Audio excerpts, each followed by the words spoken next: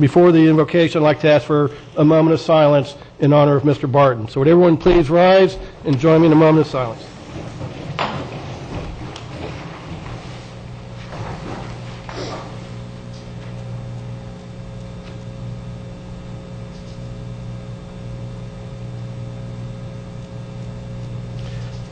Thank you. Stan? Let's pray. Lord God, this morning we realize some of what your word reveals about you, that you are God who redeems, who gives rebirth, who renews, who gives second chances and more. You've also revealed in your word that as we live in you, we are like a tree with deep roots in you. Storms may blow leaves off, branches may fall, but in you we remain. Things grow again, and we bear fruit that's pleasing to you. We ask that you would work in us and through us this morning to produce things that are to your glory and that help others. So we draw from you this morning. In your name, amen. Amen. Amen. Please face the flag. I pledge allegiance to the flag of the United States of America and to the republic for which it stands, one nation, under God, indivisible, with liberty and justice for all.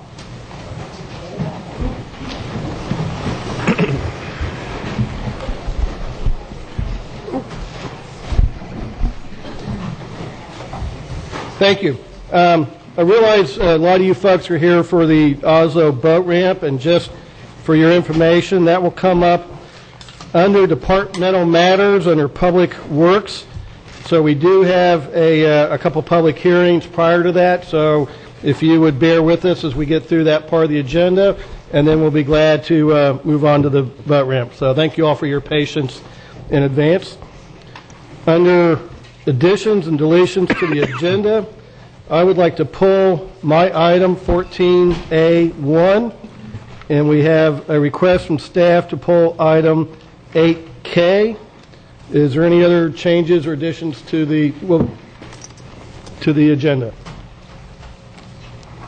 The agenda is amended. Second. We have a motion from Commissioner Slurry, second by Commissioner Davis, to approve the agenda as amended. All in favor signify with aye. Aye. Any opposed? That carries unanimously. There's no proclamations or presentations. That takes us to the minutes of September 6th and September 23rd, 2014. Mr. Chairman, move approval for the meeting of September 16, 2014, as well as the meeting of September 23, 2014. Second. Thank you. On motion by Commissioner Flesher, second by Commissioner Zork to approve both minutes. All in favor signify with aye. Aye. Is there any opposed? That carries unanimously. No informational items. That takes us to consent agenda. We've had a request from the Attorney's Office to pull item D, as in David, for further discussion. Are there any other changes to the consent agenda?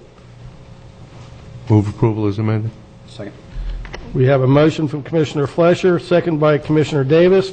Is there anyone in the audience that wishes to have a consent agenda item pulled for additional discussion? Yeah. Anyone from the audience for a consent agenda item to be pulled? Mr. Chairman, Commissioner Flesher. just for the public's knowledge on item 8K Kilo, I don't know if it was that was pulled. That was pulled when we adopted. Yes. We deleted Yes. that from the Well, first motion. announced, yes. Okay. All right, seeing no requests from the public, we have a motion by Commissioner Flesher, second by Commissioner Davis, to approve consent agenda as amended. All in favor signify with aye. Aye. Aye. Any opposed? That carries unanimously. Mr. DeBrawl, item D, please. Thank you. Bill DeBrawl on behalf of the County Attorney's Office. On this item, we've asked for permission to file a lawsuit in Replevin to repossess a trailer that was purchased with a hurricane restoration program. I would like to add permission to, or in the alternative, to file a probate action. I spoke with Christina Moore, our new paralegal, who's got a good deal of experience in probate, and we talked about yesterday instead just filing a summary estate having the sole surviving heir sign off on the estate, and that would make it a $200 less of a fee and probably speed up the process by 30 days. So in the alternative to the replevin, we'd like the ability to file a summary estate in probate court. Move the option. We have a motion by Commissioner Slaughter. I'll go ahead and second that to approve staff recommendation with the addition of the probate action option. Any discussion? Seeing none, all in favor signify with aye. Aye. Any opposed? That carries unanimously. Thank you, Bill. Takes us to constitutional officers. We have an item up under the Indian River County Sheriff Darrell Lohr, the State Criminal Alien Assistance Program, letter dated October 9, 2014. Welcome, Sheriff. Good morning, Commissioners. This is in tradition of a project that we have at the Department of Justice, and I would ask that you go forward with this process and release the dollars. Move to approve, Mr. Chairman. Second. Thank you. We have a motion from Commissioner Davis, second from Commissioner Fleischer to approve the Sheriff's request. Is there any discussion? Seeing none, all in favor signify with aye. Aye. Any opposed? Passes unanimously, Sheriff. Thank you. Thank you. Moving on to public items, a public hearing. The next item on the agenda is Indian River Land Trust, Inc.'s request for a vacation of the Miramar plat. This item is a quasi-judicial proceeding. The parties to this proceeding are Indian River County and the Indian River Land Trust, Inc. At this point, I'd like to ask the Commissioners to disclose any ex parte communications, site visits, or independent investigations. Commissioner Fleischer, we'll start at your end, please, sir. No, I have not, sir. Thank you. Commissioner Davis. Actually, Mr. Chairman, I had a meeting yesterday with representatives from the Land Trust, and this briefly came up. We were meeting on something totally different, but this did come up. So, I'll admit I can keep an open mind after you ask me next. Okay. Thank you, Commissioner Davis. The only site visits I had is back in my former life working for mosquito control. I was out in this area quite frequently, but not since being a county commissioner. So, Commissioner Zork. I'm good. No conversations to declare with anyone, and no site visits. Thank you. And I'm Commissioner familiar with the area, Floyd. but not been there. None, Mr. Chairman. Thank you. And then now, please, Commissioners, if you would confirm you have an open mind and are able to base your decision on the evidence presented in applicable law. Commissioner Slaughter? I am, Mr. Chairman. Commissioner Zork? I am. I am as well. Commissioner Davis? Yes, Mr. Chairman. And Commissioner Fleischer? I can and will. Thank you very much. At this point, I'll open the public hearing. If there's anyone that wishes to speak to this matter, would you please stand so that you can be sworn in by the clerk? Do you swear or affirm to tell the truth, the whole truth, and nothing but the truth? Thank you. Well, Stan, you're it, I guess. The only one who's going to tell the truth on this one. I'll give that a shot. This is a request from Indian River Land Trust for a plat vacation for what is known as the Miramar subdivision plat. And the subject property is shown on this particular image. This is showing in red outline the entire 111-acre Begum Point Preservation Area owned by the Land Trust. And this area and the surrounding areas lie entirely within the town of Indian River Shores. And last year, the town voted to vacate the 1926 Miramar plat, which covered the west 38 acres of the 111-acre site. And in an abundance of caution, the landowner, the Land Trust, wishes the county to also take similar action because back in 1926 it was, in fact, before the town was incorporated, and the county did approve the 1926 plat. This is an image of the 1926 plat. It showed over 100 lots, 136 lots, some roads, some other tracks. It was never developed, never built, and in fact could not really be built at all under today's requirements and regulations. So your requested action this morning is to essentially erase any rights that the county may have by approving the plat back in 1926. 1926 and will extinguish any claim of potential rights therein. This is an aerial of the site. You can see that the entire site is essentially or mostly estuarine wetlands, impounded. Mosquito control does perform services in there. There are some utilities that go through the area. None of the plat vacation action that's requested of you this morning would adversely affect any of the existing utility rights or mosquito control rights to manage. It's simply to make sure that 1926 plat is extinguished entirely. As with all plat vacations, we've gone through a review by county staff. All county departments have signed off on the vacation request. It will not affect access or services adversely, and it's consistent with prior action by the town of Indian River Shores to vacate the plat, and it's consistent with preserving B. Gum Point as the applicant intends. Staff's recommendation is that the board vacate the Miramar plat and authorize the chairman to execute the abandonment resolution that's in your backup. Be glad to answer any questions you might have. Thank you, gentlemen. Any questions of Stan? Just real quick, and Stan, I wasn't able to read the fine print on it, but I remember going through the process of preliminarily of vacating a plat on a piece of property in the south end of the county, and in that document, there was a reverter clause that said in the event that these rights of way are abandoned, they revert back to the owner or the owner's heirs. And I'm assuming that our legal department has signed off on that, and there's not a reverter clause. That's right. There's no clause like that. In fact, it would only impact the current landowner. So they wish it all to be vacated. All right. Any other questions of staff?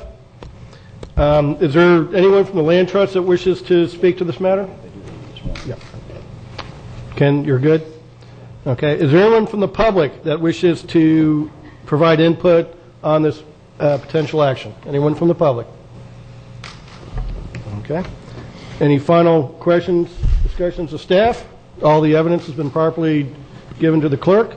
I'll close the public hearing. Gentlemen, your pleasure. Move to approve, Mr. Chairman. Second. We have a motion from Commissioner Davis, second by Commissioner Flesher, to approve staff recommendation. All those in favor signify with aye. Aye. Is there any opposed? That motion passes unanimously. Next public hearing is a ordinance concerning medical marijuana. This memorandum is dated October 13, 2014. It is legislative in nature. And with that, Mr. Reingold. Thank you very much to the chair, to the commission, those of you in the audience, and those of you watching at home. Amendment 2 to the Florida Constitution is being proposed and will be on the November 4th ballot. That is 2 weeks from now. The amendment essentially allows for 3 separate things. The first is it allows for the medical use of marijuana for those debilitating diseases as prescribed or as recommended by a Florida registered physician. The second is that it allows for caregivers to assist patients in the use of medical marijuana. And the third is that it allows the Department of Health to regulate and register medical marijuana treatment centers. On September 23rd, the Board of County Commissioners authorized the County Attorney's Office to draft legislation addressing the medical marijuana issue, and there were 2 different aspects that were addressed at that meeting. The first is that the idea was floated that we would wrap in medical marijuana treatment centers into our pain management clinic ordinance where applicable. And second was to examine the zoning of the dispensing of medical marijuana. This ordinance specifically that is presented today addresses the issue of wrapping in medical marijuana treatment centers into the pain management clinic ordinance where applicable. So for instance, where a current regulation of pain management clinics requires that a pain management clinic meet certain state requirements that are specific to pain management clinics as defined under state statute, that would not necessarily be a registration requirement of a medical marijuana treatment center. That center would actually have to meet the requirements as set forth within Amendment 2. Second, for instance, that there are requirements for certain pain management clinics that if they were to distribute controlled substances, that they be able to demonstrate that they have the appropriate federal permission or requirements met. Obviously, marijuana is prohibited under federal law, and therefore such registrations or regulations would not be applicable for medical marijuana use. However, otherwise, the ordinance is set up accordingly that they do meet the requirements of pain management clinics. So, for instance, they would have to go through an application process through our community development department. They would have to disclose who the names of the owners are, the property owners are, disclose their registrations with the state, and not make sure that they do not operate in such a way that allows people to loiter outside their business. So there's just some of the examples of things that they'd be required to do. Obviously, they would need to have their license, registration, and they would not be able to cultivate or to administer or to have on-site consumption of medical marijuana at the facilities. That's what this ordinance does. Now, please be aware that there is a second zoning ordinance that is coming down the line. I had to separate the two because zoning ordinances have specific notice requirements, additional public hearing requirements, and it wasn't possible to have that ordinance go through the process and be approved before the November 4th deadline. So I will just let you know that currently that ordinance is scheduled to be heard by the Planning and Zoning Commission on Thursday this week, that is October 23rd, and then would be set for public hearings on November 4th and November 18th, and that's the subject of an additional item on our agenda. I just want to let the board and the audience understand that there's kind of two phases and what to expect as part of the second phase. Essentially, those are the requirements under the ordinance. I do want to mention that the board had talked about, since September 23rd meeting, the issue of low THC cannabis. And actually, when you look at the language of marijuana or the definition of marijuana under Amendment 2, medical marijuana specifically exempts out from the regulation low THC cannabis. That is specifically already addressed in state statute and permitted under, I believe it's 381.986 of the Florida statutes. And that's a special state process. They have 5 dispensaries allowed throughout the state of Florida for the use of low THC. So that's already been regulated, and it's not part of what is permitted to be viewed or regulated under this ordinance. First off, I also want to just finally make note to the board. There are 4 actual amendments, 1 large amendment, but 4 aspects of amendment that I think the board should consider. The first off, I believe it would be helpful that when in the definitions portion, which is 315.02, that pain management clinics already does include pain or medical marijuana treatment centers, but not as defined under Florida statute, but just as defined below in this ordinance. The difference is that the statute allows under medical marijuana treatment centers for essentially the cultivation, the growing of marijuana there. And in the way that I've drafted this ordinance is that would not be a component in a pain management clinic within the county. The second aspect is that an exempt facility, currently right now it states that the clinic does not prescribe or dispense controlled substances for the treatment of pain or marijuana.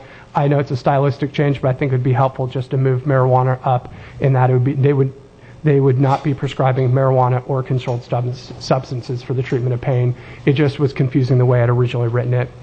The third issue that I would like to mention is that when I drafted 315.04, that section which essentially goes to the application process, there are some scrivener's errors in there because it has the original statute or code language as opposed to the modified code language that was adopted by the board in July 2011. It's very stylistic in nature, for instance, or technical in nature. For instance, it'll say as subsection 2, and I would recommend that it therefore be changed to be subsection 2 and 3 above. It's those types of changes, and includes the qualified pain management clinic definition and application process, which is already in our code.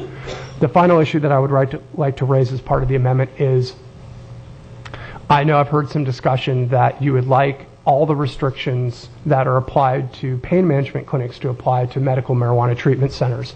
And with that regards, there is a whole separate process for qualified pain management clinics, and those are those that are owned or operated by board-certified anesthesiologists, psychiatrists, and neurologists, or at least one that has a board-certified medical specialist, approved in pain medicine, approved by the Accreditation Council of the Graduate Medical Education, or other organization. I merely would recommend that we provide in the prohibitions portion and the application portion that a medical marijuana treatment center be able to demonstrate that it meets one of those 2 requirements.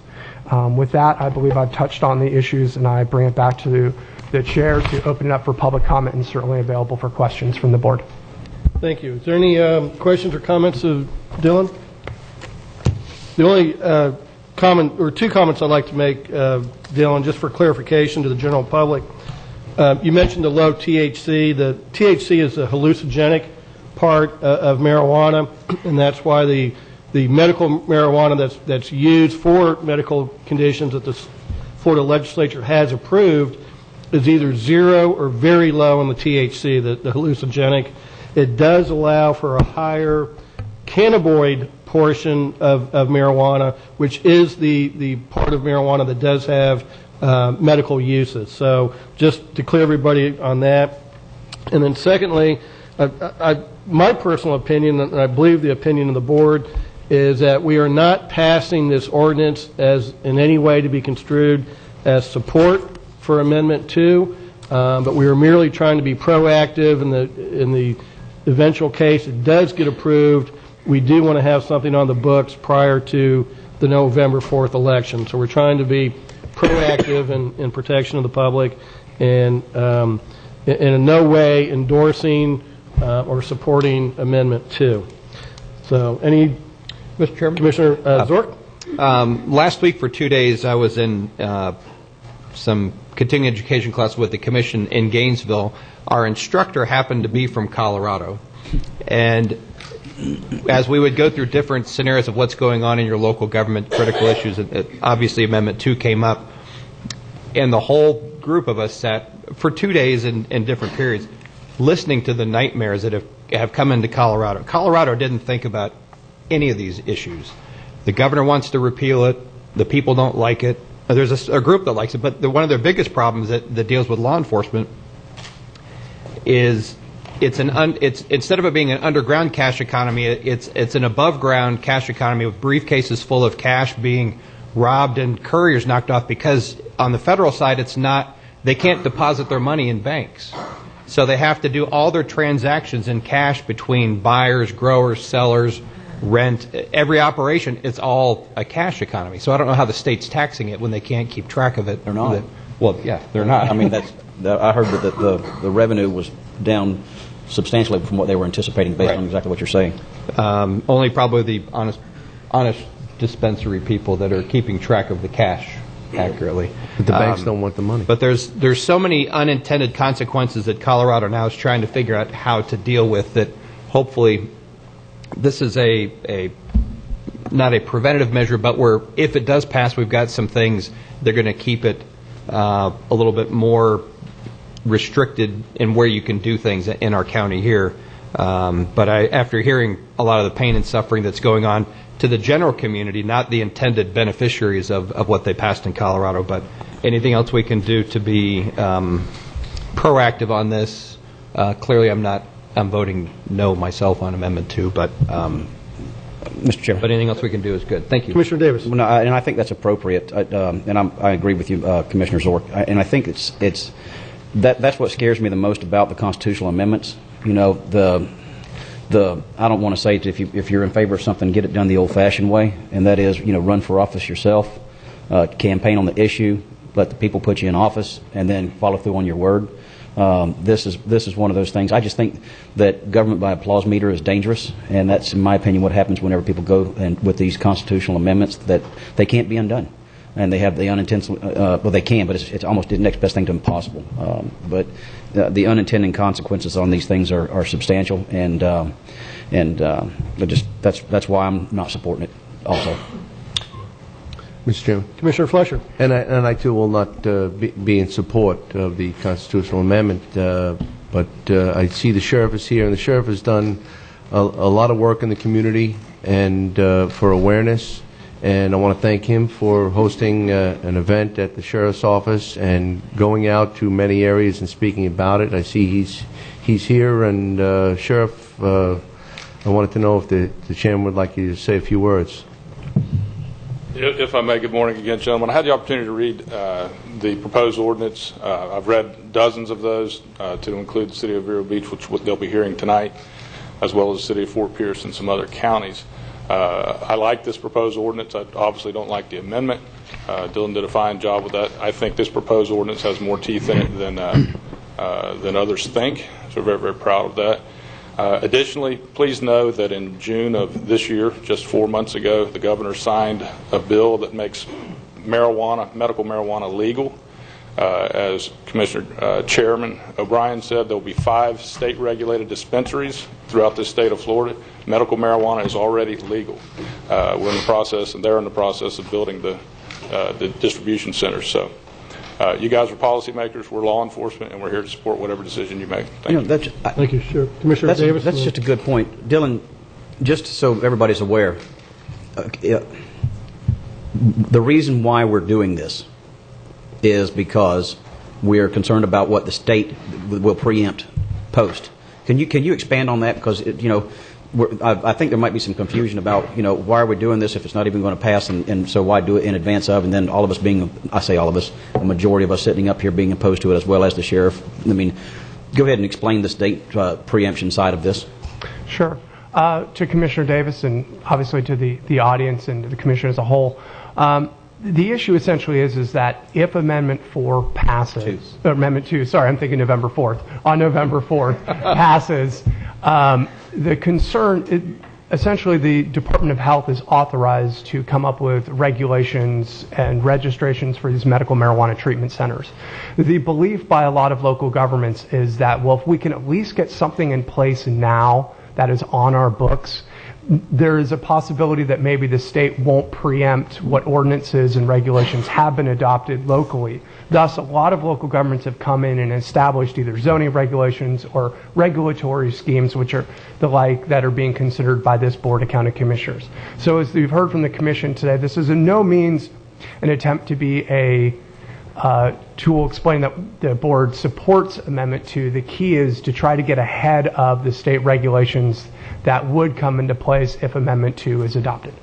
And so basically, just this is put in place by a local governing board versus it coming from Tallahassee, and we feel like we had just a little more control of it for the communities is the nature of what we're doing here today. Thank you. Commissioner Flora. Yeah, if I could, Sheriff, I had some questions for you, if I could, please. I'm pretty sure that you spent a heck of a lot more time on this than I have. I've been to a couple meetings where people spoke against Amendment 2, so I just wanted to make sure I understood what they said correctly and if it agreed with what you've come to learn. One item, as Mr. Reingold said, that the medical use of marijuana for individuals with debilitating diseases as determined by a local Florida physician. It's been said that that's a very loose standard and that most probably a licensed Florida physician could probably okay the use of medical marijuana for almost anything. Yes, sir, and that's one issue that we have. Colorado, for example, headaches, belly aches, toe aches, toothaches, the list goes on, can't sleep at night, those types of things. And also, it says that caregivers to assist patients' medical use of marijuana, my understanding that caregivers is very loosely defined, and almost anybody who works for a medical facility could be determined to be a caregiver by the facility, regardless of any training that they may or may not have. Not only exempted on training, but criminal histories, convicted felons and the like. Anyone over 21, defined as a caregiver, can have up to 5 patients. If you have a consortium of folks and each caregiver over 21 years of age has 5 defined patients, he or she can purchase this. We're not talking about rolled marijuana joints. We're talking about marijuana peanut butter, marijuana crackers, marijuana cookies, marijuana gummy bears, and the like.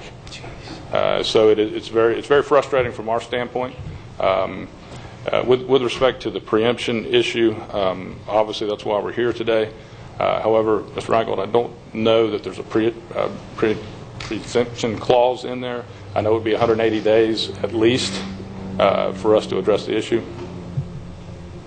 To address that issue, I know under Amendment 2 that the Department of Health has been given a certain amount of time to come up with regulations, but I mean, it could, depending on if it passes and by how much and by which governor gets approved, Department of Health could be given an order to quickly get something out there in weeks, not in months. Just that's one of the concepts that are out there for discussion. And a third thing that came up that bothered me was that given the medical privacy laws, a 16-year-old could conceivably go to the doctors to get a subscription for marijuana, and the parent would have no right to know. So if you put this together, then at the end of the day, you could have a 16-year-old going into a doctor for a toe ache and getting prescribed medical marijuana, but the parent would have no right to know that this has occurred. Yes, sir, correct. As young as 12 years of age, if they have their medical card, they can purchase it. And So I'm happy to say that I'm also against this amendment. I think it's going to be an abomination with more problems than we can even begin to imagine or discuss today. So thank you for your work on this. thank you very much. And Commissioner Slaw, you pointed out some very good reasons why not, but to me, almost the most scariest thing is in the full wording of the amendment that medical marijuana centers, the physician who prescribed the certification, and the caregiver are all exempt from any criminal or civil charges based upon what they do. So that very doctor you mentioned that gives that 16-year-old a medical marijuana card for a toe ache, it cannot be held liable for a civil or criminal charge. That is scary. It gets even worse than that because, as I understand it, your 16-year-old could then go to, right after taking his medically approved consumption, could then go to work, and his employer cannot say anything about it. Right. Sure. Because or get in a car crash and kill somebody and not be held criminal or civil. Yeah, so I mean, it's scary. It's more than scary. Bad, bad, bad. But, Chairman, just finally, the thing to remember is that medical marijuana is already approved. Yes, that's correct. It comes in the oil form to 5 dispensaries. We know that medical marijuana is already approved by the Florida legislature, not a change amendment. Folks, please. Thank you, Chairman. Thank you. Commissioner Zork, you good? I'm good. Thank you, sir. This is a public hearing. Is there anyone from the public that would like to comment on this ordinance? Yes, sir. Please come up to the podium. Give your name and address. I'm sorry. Yes, ma'am. Yes, ma'am. Please come up. Please come to the podium, please.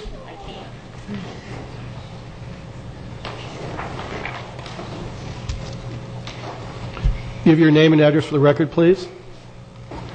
My name is Carol Daffron, and I live at 3541 37th Street. Now, I just have a couple questions for clarification more than a comment, except to point out that a 16-year-old is not likely to want to get marijuana that's not going to get them high. Okay? So we're talking about medical marijuana, Charlotte's Web. Okay. Now, my questions, I just want to make sure that I have this mental picture. I've done something horrible to my body. I'm in pain. Now, what happens now, but suppose this passes. My medical doctor that I've seen for years, who knows me, who is an ethical doctor, refers me, I'm presuming, to a pain clinic. Correct? He can't prescribe it. He has to refer me to a pain clinic. How many do we have locally? I mean, if my local doctor thinks I need it, who would he refer me to locally so I would have access? I believe that the legislature that was passed and signed by the governor allows quite a few physicians to be able to prescribe the Charlotte's Web miracle marijuana, which is the low That's the one we're talking about for this amendment. Am I correct? No, the amendment would allow the high THC to be prescribed. The low THC. The low THC is what I'm understanding the amendment is for. No, ma'am. Thank you for clarifying that. Yes, ma'am. Why is it not being specified? Because the constitutional amendment had to be limited to 75 words, and it was done in a rather convenient manner, which is how oftentimes government by applause meter is operated. You have 75 words, and if you read those 75 words, you're supposed to know exactly what the amendment or the constitutional act is. Unfortunately, in 75 words, you can't tell too much because I've already said more than 75 words just right now. Low TH content marijuana, that's 4 out of 75. That seems like pretty important words. I don't think that was the intent, though. Right. Is what the problem was. That was never the intent of this Okay, well, constitutional you see, amendment. that's never been clarified public. Everybody pro and for and against, is talking about two different things then. Yes, actually, they're talking about two different things. Okay. But just so that I would have some idea that my doctor would refer me to, if I'm understanding the way you're talking about, Attorney Reingold, you're talking about my physician who is licensed and practicing, would refer me to a pain clinic. And at pain clinic, they would do the evaluation, and they would do the actual giving of the medicine that would be purchased from a distribution center, of which there are 5 in the state of Florida. Is that correct? No. Okay, then I have not understood you. Yeah. No, essentially, what Amendment 2 specifically states that marijuana is described in the penal code of the state of Florida, except for low THC cannabis, which is described and specifically allowed for the compassionate use of low THC cannabis in Section 381.986 Florida statutes. So what the Amendment 2 states is, if you're looking for the low THC cannabis, Amendment 2 doesn't even talk about it. It's not even part of Amendment 2. You have all the rights to seek for the compassionate use of low THC cannabis that was already approved by the Florida legislature and signed by the governor. That's the one with the 5 dispensaries and all that. That's completely separate from both the ordinance I've drafted and under Amendment 2. What Amendment 2 is essentially saying is we're going to open up the door now beyond the low THC cannabis, and we're going to allow for all forms of medical marijuana to now be not prescribed, because that's not the word under the statute, allowed for under the Constitution and sought for. So if you're specifically looking for your doctor to allow you to have low THC cannabis, that is allowed today. And he could do it. And that is not prohibited by what I drafted or not regulated under Amendment 2. Okay, because what I'm reading in limited amounts, I admit, is the people who are pro keep talking about Charlotte's Web and low THC, and the people who are anti, which I'm hearing a lot here, is marijuana in general, which means a 16-year-old who wanted to get high would have access. Mm-hmm. That is something that I have misunderstood. Okay, but so if I have this correct, because I need to have these things sorted in boxes, I'm sorry, but my doctor, a good person and a ethical person, and I am in pain, intractable pain or whatever, and he doesn't want to put me on something that's addictive, he could put me on low THC. Correct? I mean, legally. Yeah, as long as it meets all the requirements. Yeah, okay. As long as it meets all the requirements under the state law already. Okay. That's allowed today, even if medical Amendment 2 fails. Okay. What would be considered medical only marijuana that would have to go through the distribution centers and all that? What would it be? Just marijuana in general, or is there some kind of... That's the Charlotte's Web version. That's the low THC, my understanding. That is the low THC, correct. Okay. Does that have to go through the distribution centers and the pain centers then? You just said no. No, your doctor can prescribe it. Yeah. But you would have to go to one of those 5 distribution centers the state is setting up to purchase it.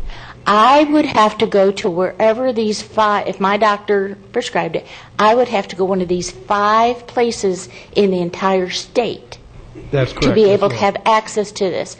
And however they chose to control it, like once a week, once a month, once 6 months, whatever, the supply would be based on their decisions and their operating procedures. No, it would be based on your prescription. Again, it would be based on, and it wouldn't be a prescription because they legally can't. Well, yeah. Okay. I don't want to belabor this, but I think it's confusing to more than me. Okay, let me just, currently now in Florida, your doctor can write you a certification for you to purchase the low THC Charlotte's Web medical marijuana.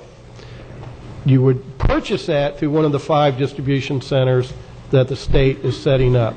The distribution centers are regulated on how they cultivate it and process it and manufacture. If you show up with your card, they will sell it to you. But your doctor can write that for you, and then you would just go to one of those 5 distribution centers, show them your card, and then you can purchase the Charlotte's Web low THC. And there are 5 in the entire state and none locally that we are aware of or planned for. So if I'm in pain, I've got to go somewhere in the state of Florida, one of 5 places that have been designated, correct? Yes, ma'am, that is correct. Okay, and I would, for any repeat kind of treatment, I would have to continue to work through one of those 5? Yes, ma'am. As far as I know, with the current law, how the state legislature has set it up, it would be through one of those 5 distribution centers. Okay. But I keep getting confused about why the low, but not in this amendment, and what happens if this amendment. And you're very fast, and I followed you as well as I could, but I know you have time limited. But I still have some degree of confusion, but I thank you for clarifying it. Yeah. Okay. And just if this helps, current state law that the legislature passed, the governor signed, allows the use of the low THC marijuana for medical purposes. Legally? Yes, ma'am. Now? Correct. Amendment 2 would allow any form of marijuana, including the very high THC, to be prescribed. And that's why we're opposed to Amendment 2, because it ramps in the very high THC, the hallucinogenic aspect, and isn't limited to the low THC like current state law. Okay, I think more people are confused on that than me. Okay. Thank you. Thank you. Yes, sir. Name and address for the record, please. John Davis, 2400 3rd Place, Southwest, Vero Beach. I'm going to be real brief. I think you're really misleading the public on a lot of this information and the scare tactics on this marijuana issue. Charlotte Webb, yeah, it's going to be effective 2015. You're acting like that is the medical marijuana, that's a cure-all. That doesn't cover all the diseases that the medical marijuana amendment covers. There's a lot of other diseases out there the Charlotte Web doesn't need touch. The other issue about the 16-year-old, basically I don't know many 16-year-olds that's got health insurance can go to the doctors, but if you do a fact check, you're going to find out that's, and I've done it online, that it's misleading, that's not true.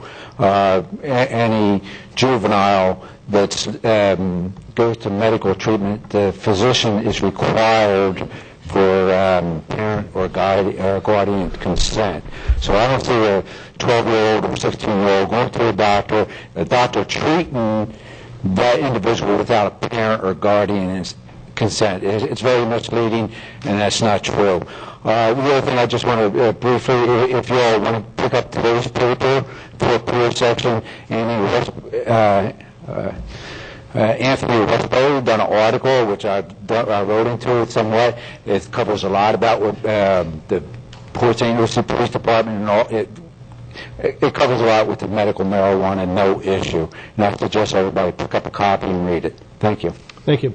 And, sir, you probably have a good point. I'm not an expert on marijuana and the various medical uses for it, but I really think the most appropriate avenue would be through the legislative process, as the Charlotte's Web was done. And I think if the medical community feels there's another strain that would provide proper medical care, then I think the legislative process would be the way to do that, and not through the Constitution. So, again, I'm not an expert in all the forms of it, but I think the legislative process is the most appropriate way to deal with this. For people vote on it, let people vote. Yep, absolutely. Yes, sir. Very good. Yes, ma'am. Your name and address for the record, please. Sharon Kohler, and my address is 545 Honeysuckle Lane, Vero Beach. I have two things. First of all, what has been discussed today, or what was on the agenda today, was for Mr. Reingold to explain how the county is preparing in the case that the amendment is passed. The amendment is a state amendment, not a county amendment, and I don't really think this is the time to be discussing any of that. Mr. Davis, it was you who went to Colorado or spoke to the people from Colorado? I did. Oh, it was you. I go to Colorado several I thought it times a was year. you, and then I don't know why. Anyway, I think it should be known that Colorado has just moved to recreational marijuana. They've only had it for a year, and I do understand they're having problems with it. They've had medical marijuana for 11 years, as far as I know. And I don't believe those problems have arisen from the medical marijuana problem. It's arisen from the recreational marijuana problem. I agree, but He said they wish they never had passed the first one because of its unregulated nature. The way the medical was passed led to the opportunity of the casual use, and his projection was if Florida gets this, just wait amount of time, and then they'll ask for the recreational use like Colorado has. So, but with Colorado's sounds like a very negative response, I'm sure that Florida will take that into account and make it a more difficult. Hopefully Florida will learn from the mistakes that Colorado has made. Well, not the way Amendment 2 wording is. Some of the people that were behind, as it was explained to me, John Morgan, who was the crafter of the language, I don't know if that's completely true or not, it's crafted in a way to create the loopholes that are the concern of the people that are against Amendment 2. John Morgan, if for most of you who don't know, he's a very crafty trial lawyer that makes hundreds of millions of dollars off suing people on loopholes. So if he's the one that's crafted this, he's very smart at figuring out loopholes, and probably looked at what Colorado had did and how could they create more loopholes. I don't know that. I see. But one other thing I was going to mention when the sheriff was up, and I don't know if this is the time. This person who spoke was also an elected official, but is also a professor. So we're kind of getting both sides of it. But the skyrocketing emergency room visits of minors getting into other people's prescribed or casual medical marijuana or casual marijuana was just off the charts of the getting into the wrong hands of people. On the side, like when you get medicine now, if you get a pain medicine, it's got a child-proof lid or somewhat child-restrictive lid. Those types of containers, I guess, aren't available for that type of product because it's not regulated as a pharmacy dispensed product. So it's much easier for somebody to, a smaller child to get into something. Oh, and they come in gummy bears, they come in cookies, they come in very attractive things for smaller children to wander off and think it's a snack, and then end up in the emergency room with some type of, emergency situation. But there won't be gummy bears because only medical marijuana is allowed. And if we only have the 5 dispensers... Not under this amendment. No. What's that? Not under this amendment. Basically, this amendment is going to allow almost any type of marijuana readily available to most anybody in Florida. That will be the practical effect of it. It does not have the restrictions at all that the state statute has. The state statute is a more rational, well thought out product which will take care of most of the medical needs of most people who would benefit from the use of marijuana. This Amendment 2 is basically the Wild West in marijuana in the state of Florida. And if anybody thinks it's going to be much different from that, I believe they're wrong. And it will allow for all sorts of types, including the gummy bears, the brownies, the whatever else you want in your sandwich type of things. So it could be a very, very dangerous opening where there's very, very little control over it. So it has the potential of being disastrous for the state of Florida. In this venue, I could argue that it could also be a very, very helpful amendment to a lot of people, and I don't really think that argument belongs here. I think really the fear that a lot of people are having has to be addressed by people who are working this. And that's not you, and it's not me. And I think really the only thing that ought to be discussed right now, because it's the only thing that you have authority on, is how the county is going to set up in case the amendment is done. None of us has any facts. I have heard people speak. You obviously have heard people speak. We don't have the facts. We're still just thinking about it, and I don't really think it's appropriate that fear be coming from your table because you have a lot of authority in our county. And I don't believe that you do have the authority to speak on medical marijuana because you don't know enough about it. And I think because this is a state law that you should hold back and be like the rest of us who are trying to figure it out. Mayor, there I totally disagree with you. We were elected as representatives of Indian River County to handle a lot of issues. And at this meeting, week after week after week, we discuss a lot of issues, very wide-ranging. And at the end of the day, we're charged with trying to provide good order in our community. And if we're seeing something that the state's doing which could be a grave threat to that good order, then we have an obligation to speak up. The quickest analogy I can think of right now, sitting here, is traffic laws. Right now, we have the state statute is basically something like the traffic laws we have in the county today, which has posted speed limits, has a direction you have to travel down the road, has other obligations that you have to do. As some of us see this amendment, it's basically saying, okay, you can drive with no regulations. And we don't have to be experts in traffic to understand that if we suddenly had no regulations on the road, that would be incredibly detrimental to the good order of our community.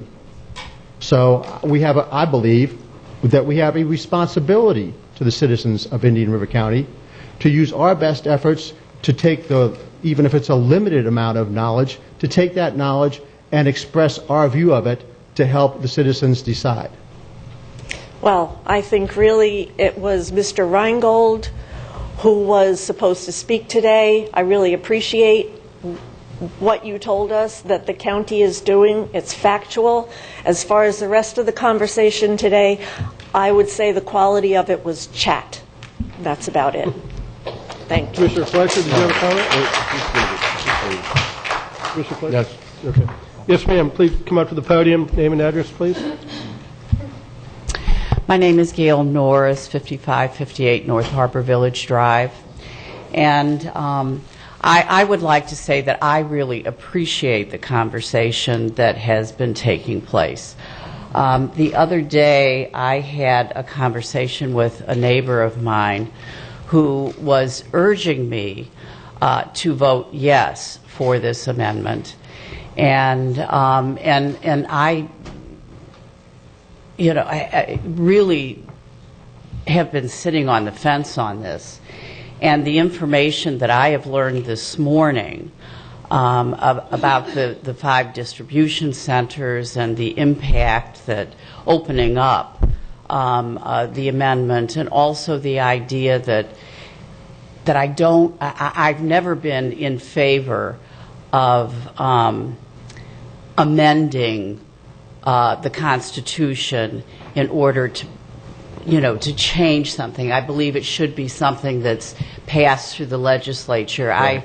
I don't believe in passing laws or setting policies by amending. I don't think that's the way that Florida should go about its business. But I have found this to be very informational.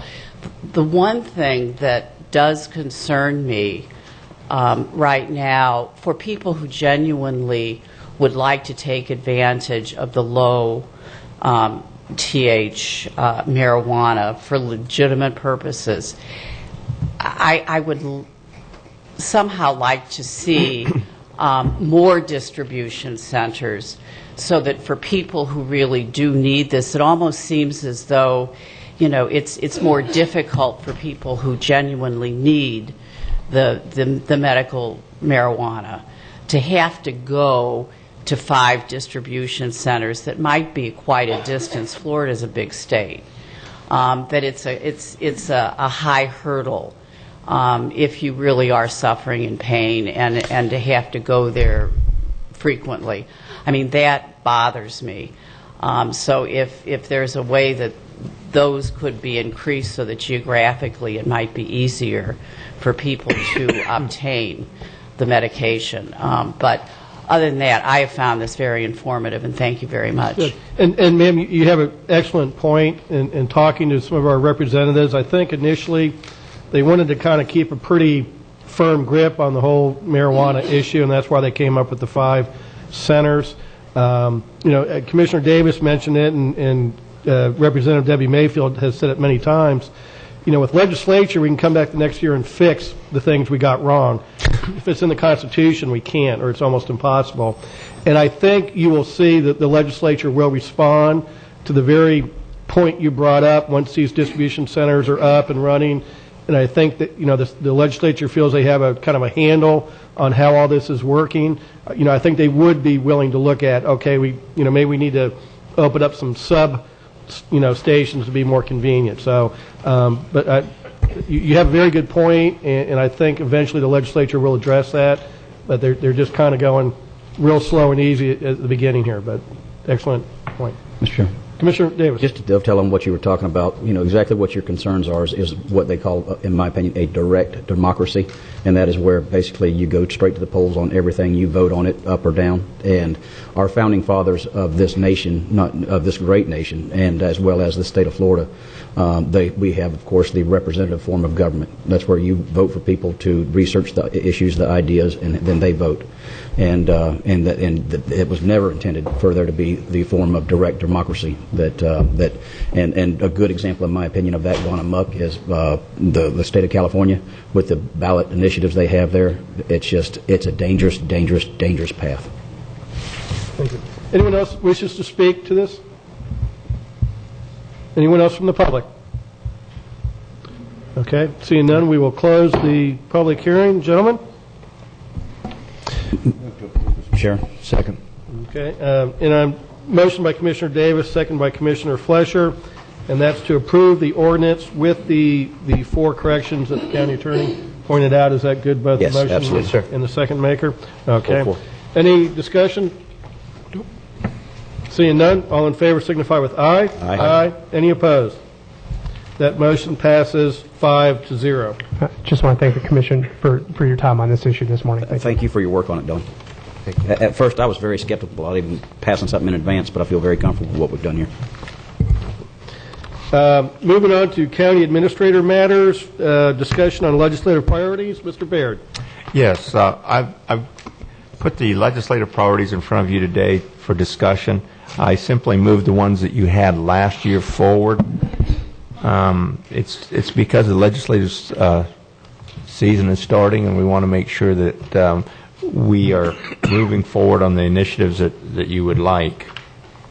And in front of you, I've got the sale of City of Vero Beach Electric to FP&L, obviously the Indian River Lagoon, North County septic sewer conversions, oyster bed project to try and get money for those things, and alternative water supply feasibility study, which we've already done that, so I think we could take that off.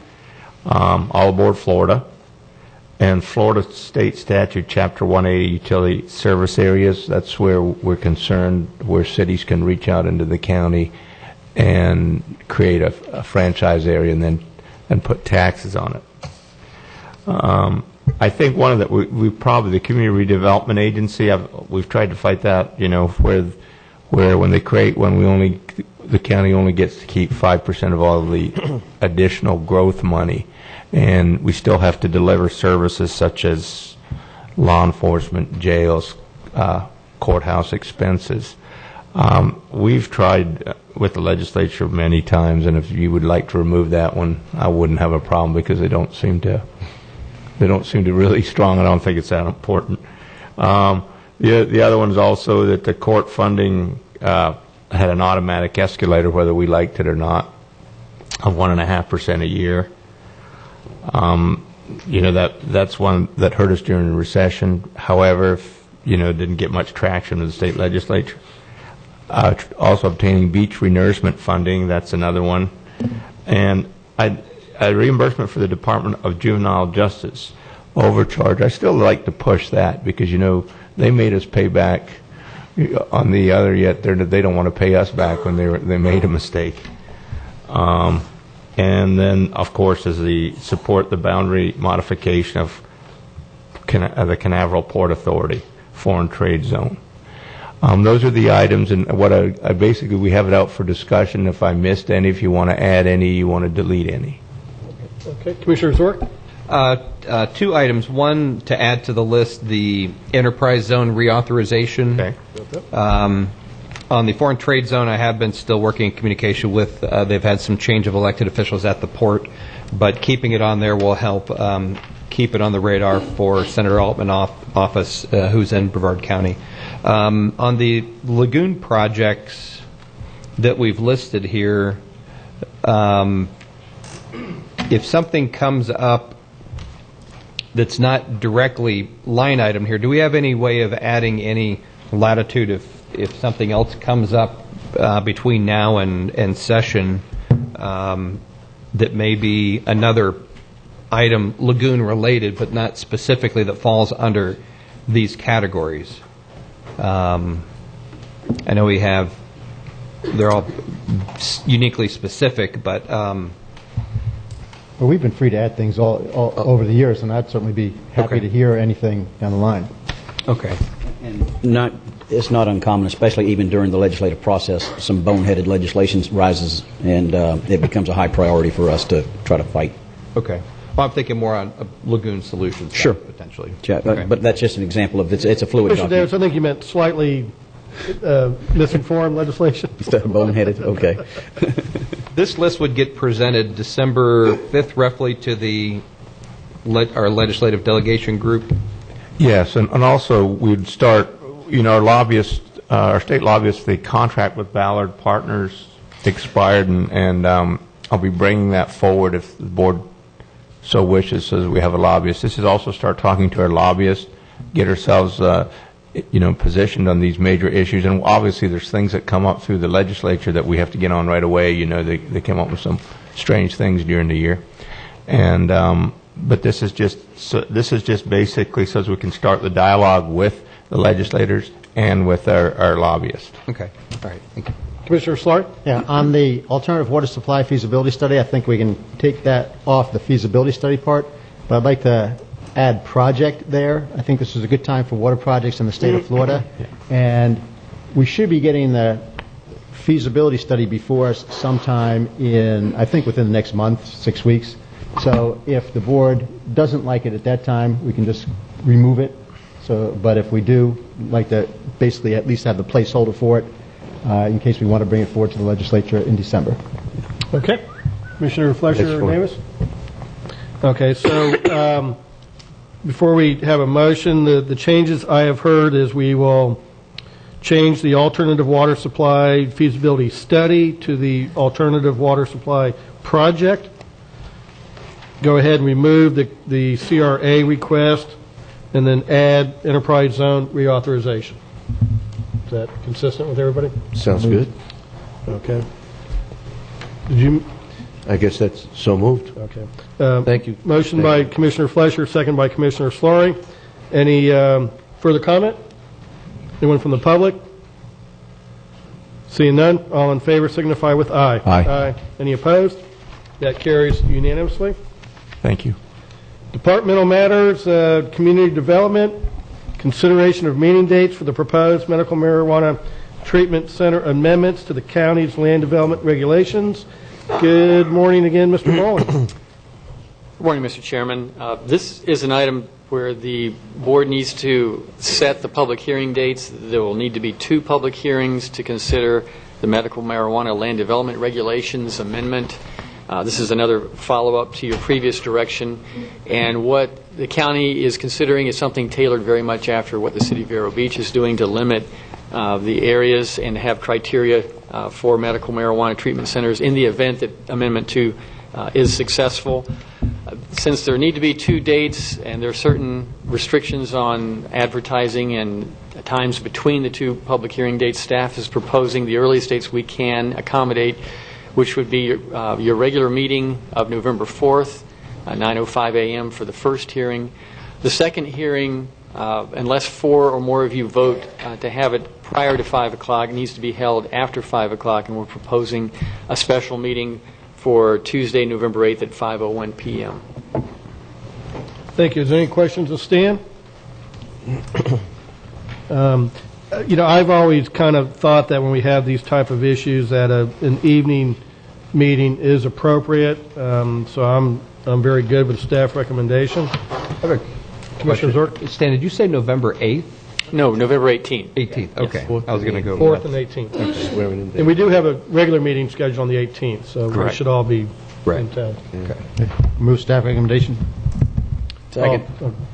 Okay, we have a motion from Commissioner Slaughter, Second from Commissioner Davis to approve the two meetings. One would be the normal meeting, November 4th, and a special meeting Tuesday, November 18th at 5:01 p.m. Is there any comment from the public? Seeing none, all in favor signify with aye. Aye. Any opposed? That carries 5-0. Moving on to Public Works, the first item is a fertilizer compliance update.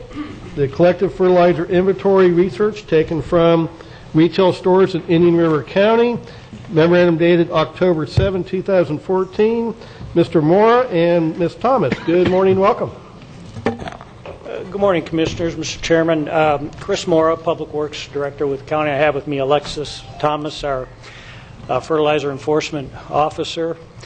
As the Board is aware, in August of 2013, the Board enacted a fertilizer landscape management ordinance.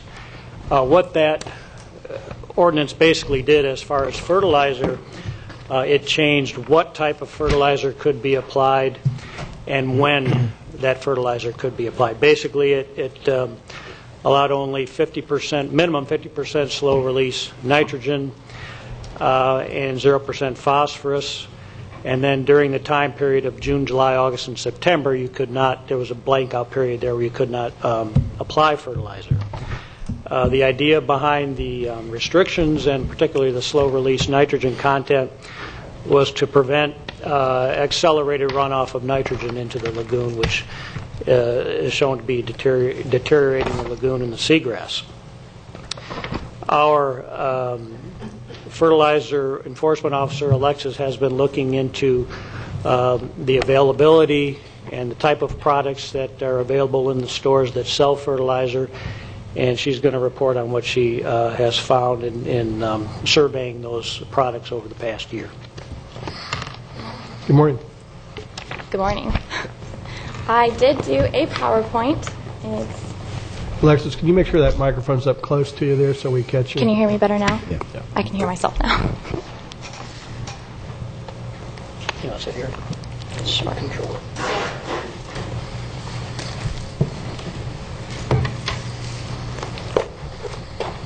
So I started this update in April before the ban went into effect because I figured that if we had passed this ordinance, the entire county needed to actually be able to purchase fertilizer that was in compliance. So I went around to see if there was anything. And what I found was that there really wasn't. So on the bottom, this is from April. You see that most of the stores had hardly any products in compliance.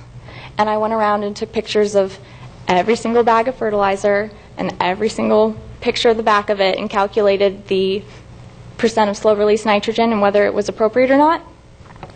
So here is the total number of products that I took pictures of, followed by the number that was actually in compliance. So in all of Indian River County, there was hardly any product that anyone could buy, and this was a problem. So I went back to all of the stores and I compiled a packet that taught them what the ordinance was, why we had it, and what kind of products they actually needed to buy now.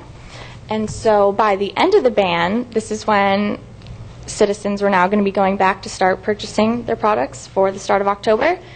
I didn't really think that I was going to have seen a difference, but I went and took pictures again of every single product and brought it back, and you can see that by September they had greatly improved, and I was very excited to see that there was a nice change. So now we have almost twice as many products in compliance, and every store increased. Home Depot, for example, had nothing to begin with. And even though they only have 2 now, there's at least that option. So they were starting to listen. Hopefully that'll continue to increase. Lowe's and Walmart have 50% of their products in compliance, so you have like a 1 in 2 chance if you have nothing about the ordinance of at least getting something in compliance.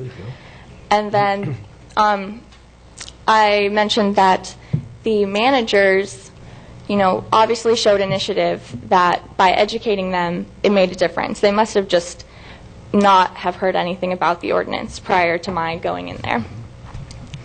So this is an example of the research, how I compiled all of it at the end. These are all of the products that are in compliance and where you can find them. Said here. It has the percent slow-release nitrogen and the nitrogen, phosphorus, and potassium content. So now we have a total of 16 different products found within the county in multiple stores, so there are plenty of options for citizens to go and find. And this does only include the products listed for turf grass. There are products that are just mineralized that are also available and can be used within the summer, but I was specifically focusing right now on the turf grass. And obviously we just found that it's definitely made a difference, and I think the ordinance is working and it's going to show effect in the lagoon.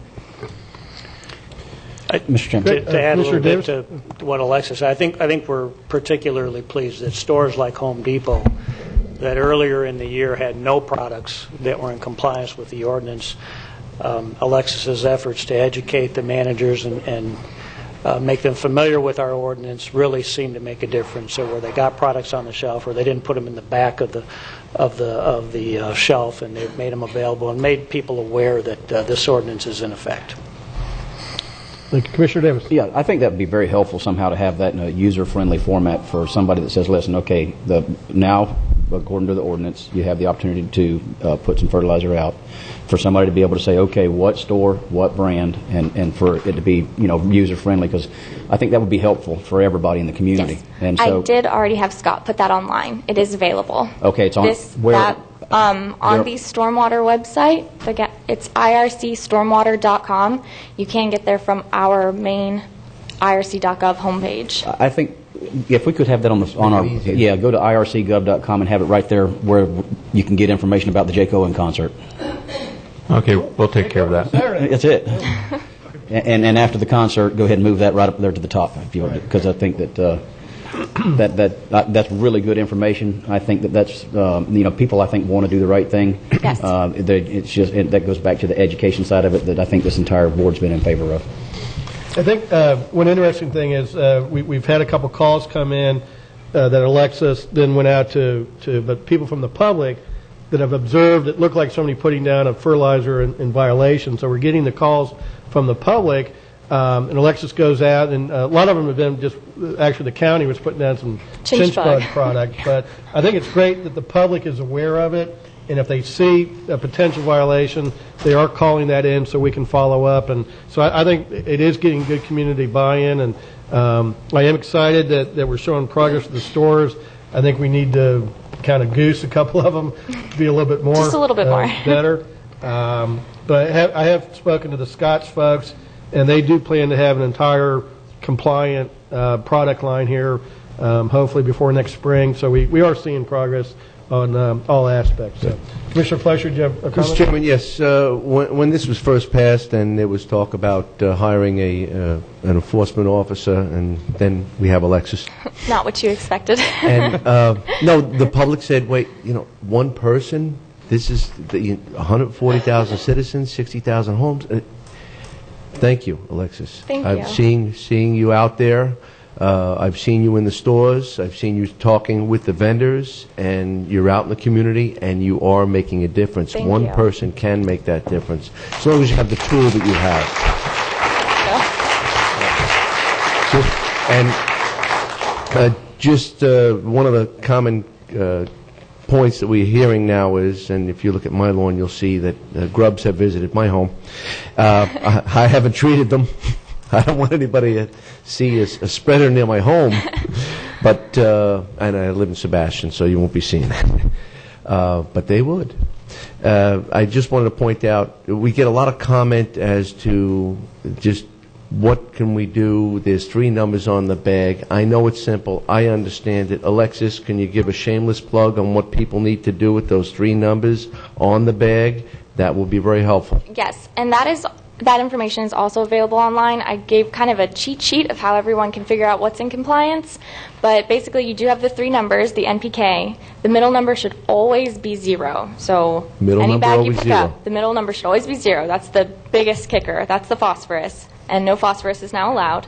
And then the other one is a little more complicated because the nitrogen That's the first number. You have to actually take that, and then on the back of the bag, it has a % of slow release, and you have to divide the two. It sounds complicated, but that's why I put a cheat sheet online. Everybody can go and learn how to do it. It's really simple. And what's the most compliant center you found so far? That would be Walmart and Lowe's. They're both at 50% now. It's great. Thank you to those vendors. Yes, thank you to Because Walmart people and Lowe's. don't actually have time to deduct all the print that's on the bags, right? Right. I mean, it took me about a whole week going out there every day to figure out how many bags each store had in compliance and taking all the pictures and determining each one's, % slow release nitrogen. It takes a while, so you have to be really dedicated. Thank you, and the Lagoon thanks you. Thank you. Good job. Commissioner Zork? Yes, for Chris, I know one of the things we are looking at doing or trying to accomplish with the Kilroys is they would be, as the ordinance went to an effect, that we see declining numbers in the water that's going, and that might be a little bit too soon, and I know we've had some struggles with that, but have we been maintaining or somebody maintaining grab samples while we're in this transition period between the new version of, I don't know if it's going to be called Kilroy anymore, the new replacement? We have, in fact, Alexis is in charge of that section. We're taking weekly grab every samples Thursday. from each of the three main canals, North, South, and Main Relief Canal. Our hope is that once the Kilroys are back in the canals and back online, that we can compare the new readings that we're getting from them with the readings we've been getting all along, and that we'll continue to take with the grab samples. So we've been monitoring the nitrogen content of the water leading into the lagoon from the three main canals all along, even in this hiatus where we don't have the Kilroys all available. Right. Also with, and I know that this is a more expensive test, but to take the nitrogen and what I call segment it, okay, of the nitrogen, part of this is potentially septic groundwater movement, part of this is fertilizer, part of it's decomposing whatever. What would we have to do if once out of those grab samples that we took at some frequent, maybe it's once a quarter or something, because I know it's a more expensive test, to actually have the nitrogen origins broken down that's in that sample that you grab on a quarterly basis or some, not every time, but some frequency? We can do that. We don't do that currently. We're just Right. taking dissolved nitrogen. But what you're looking for is basically what they call the signature of the nitrogen that you're measuring, and if it can be determined what the origin is. Right. We can do that. It's a much more expensive test, but we can do that on, say, a quarterly basis. Right, and not do it as frequent, but I think it'll paint a picture of really, when you get the signature of who's responsible for that segment of the nitrogen, then you know where to focus your efforts at. Right. As we learn more about how everything moves above ground and below ground things. Can you bring back what it would entail for us to do that at your convenience? Yes, we can do that. Okay, thanks. Alexis, thank you very much. Excited to see the progress, and maybe next spring when you come back, we'll have all those stores up to 100% compliant. Before we leave this, I just would like to just to throw this out for consideration. We've got a lot of green medians, and I understand that, but I almost would like us to try to consider about trying to even go away from using fertilizer on our grass in the medians. And as I noticed, the specific type, as I notice it, if we use our Bahia grass, it's very green right now. Where I do see it at Hungary right now is when you have a floor tan. And I get the need for fertilizer for the trees and for some of the other vegetation in there. I'd really like to consider that as we move forward. And specifically, one of the things that has always concerned me about our ordinance is now everybody's taking a collective sigh of relief, and they're going out there now and they apply because they can. They do it with the 50% slow release. Then we have a nor'easter come through here and dump 7 inches of rain. That really does concern me. And so I don't know. I mean, I just to kind of look at it from that standpoint. And I don't have the answer right now. And believe me, I want our roads to look nice. Everybody does. But I think we can strike that happy median by keeping the things that truly do need to have some fertilizer and things that really don't, and going more with almost a xeriscape, if you will, with a Bahia. That on the sides of the road I see right now, our public works departments, that grass is still knee high and green as Ireland. So if we might consider that. Okay. Thank you. And I don't think we need a vote to put this information on our website. I think we can do that by consensus, and we've all approved. So, Alexis, again, thank you very much. Thank you. Good work. Thank you. Gentlemen, next is the, under Public Works, is the Oslo boat ramp, and seeing how that might be a little bit longer, I'd suggest we go ahead and take a brief break now, and then we'll come back at about 10:30 or so to take that up. Stand.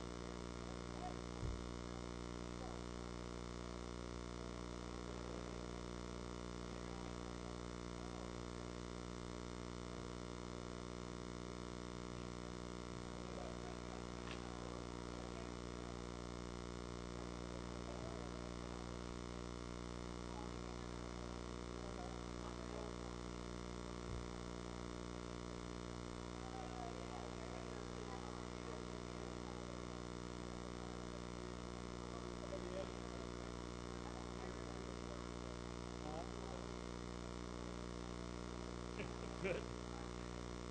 That's why I'm going to be right here. So when I'm done, I can finish.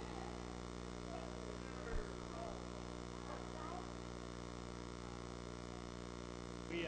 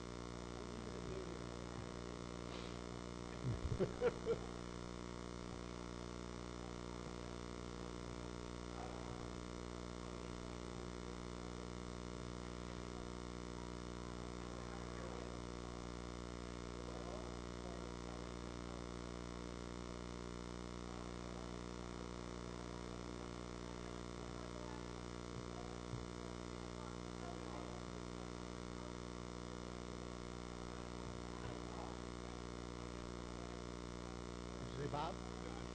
Ah.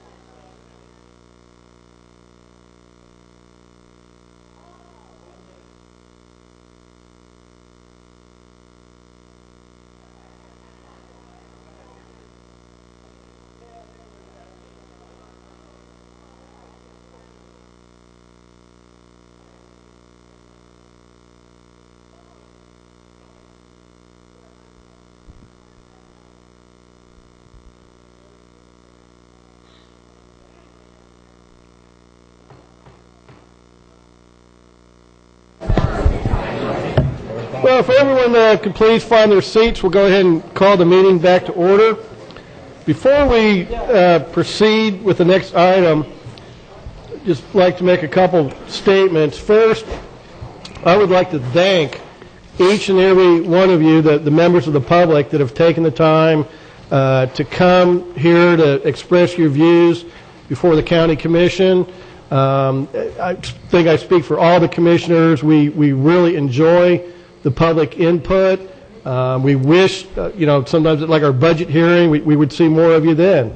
So we do appreciate it. We know you're taking time out from other things you could be doing. And so I just want to say thank you to all of you on behalf of the board.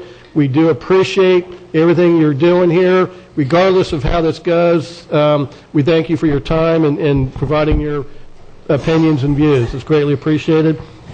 Second, I would like to thank my fellow county commissioners. At the October 7th meeting, that was a fairly lengthy 10-hour meeting, but the board was unanimous in their support to do whatever we could to make sure that every person that was here that day got their opportunity to speak without a time limit, without any restrictions. And so I want to thank my fellow commissioners. I don't think there is a county commission in the state of Florida, if not the nation, that would be so accommodating to let the public express their point of view. So I want to commend and thank my fellow commissioners.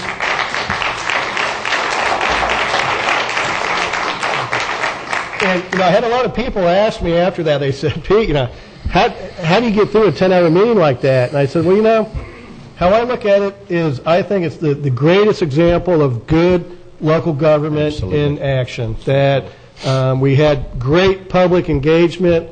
We had county commissioners that sat here and listened and worked hard to make sure everybody got to speak. So, again, regardless of how the vote comes out, I'm very proud of the process, and I think it's just outstanding local government at work. So thank you all for your participation. And with that, we'll turn it over to Mr. Moore just to introduce where we are, and then we'll proceed.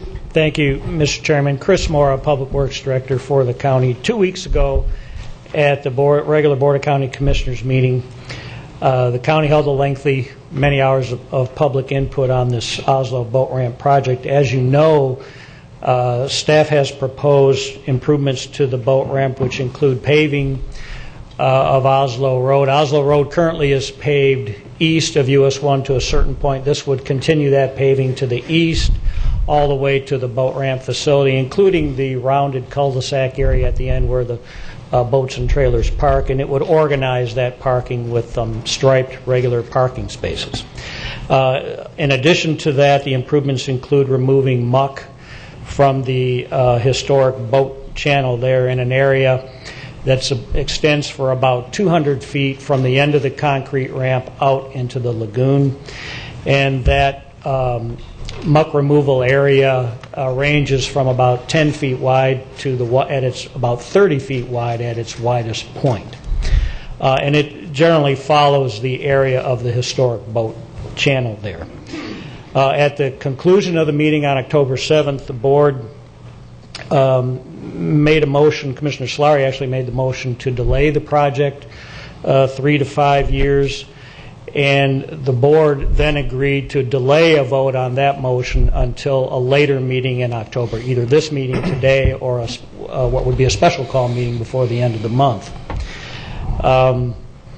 It's staff's understanding that the meeting was to be today, and we put this item on the agenda under Public Works on the presumption that we would get conclusion to the item today. So with that, I'll turn it back over to the chairman.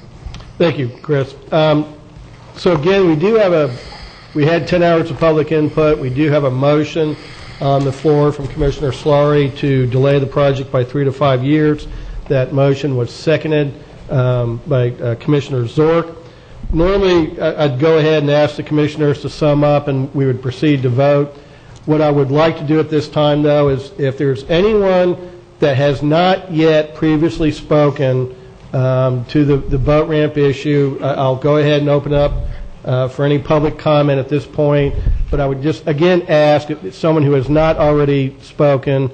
And I do have one letter I've been requested to read into the record, so I'll do that. But if there's anyone in the audience that has previously not spoken, if they would like to come up and speak, now would be the opportunity. Please come up. Could you have your name and address for the record, please? Yes, Jan. There's one right there, too. Either podium, but yes, thank you. My name is Jan Mooney, 555 6th Street. I just have one question. I've been following this since I was at the Press Journal with Altman and Negron, and that's where I got my sign. I have grandsons here, and there's going to be many future generations coming to this beautiful paradise. I have one question. How could you have voted in favor of this without doing your homework first? Thank you. Thank you. Anyone else from the public that has not spoken? Yes, please come up.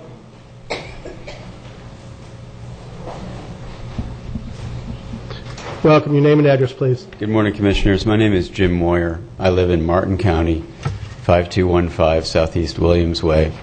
I also happen to be the chair of the Marine Resources Council Board. I urge you guys not to rationalize this by saying that this is not a dredging project. I urge you not to rationalize this by saying that this is not destruction of mangrove habitat. I urge you not to rationalize this by saying that this isn't really just a profit-driven expansion project and a development project at the expense of the lagoon. You know, we talk about the algal blooms as being responsible for the deaths in the lagoon. It's the death by 1,000 cuts that are killing this lagoon just as surely as nitrogen loading or any of the other man-made causes of degradation to the lagoon. We are responsible citizens. We're responsible neighbors. You're responsible to the habitat, to the lagoon, to the creatures that live in there, and also to the diversity that you are going to kill. By trying to rationalize this as having a mitigation at some other remote location is not appropriate. You are destroying habitat. You're destroying a very sensitive, very special piece of habitat that is a spawning ground for innumerable fish. It's a spawning ground for many, many crustacea. To say that this is a simple muck removal process is factually not true. And I urge you to do the right thing. Back away from this decision. Do it someplace else if you must. Mitigate for other damages that you've done. But don't put yourself in the position of having to mitigate a destruction of habitat that you don't need to do. Thank you. Thank you. Yes, ma'am.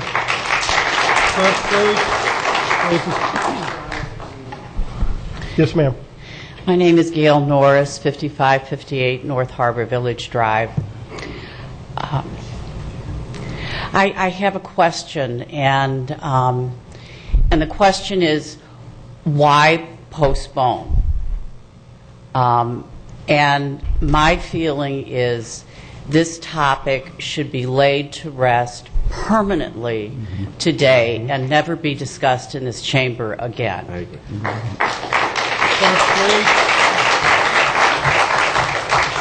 To postpone it is to leave the door open for future debate to where we all have to come back again and fight this fight again. And I think this should be tabled. It should be laid to rest. We should walk away from it, and it's history. And I think we close the door today, and we have the courage to do that. End of story. That's all I have to say. Anyone else? Right here in the middle. And if someone over here wants to come up and wait in line here at this podium, but...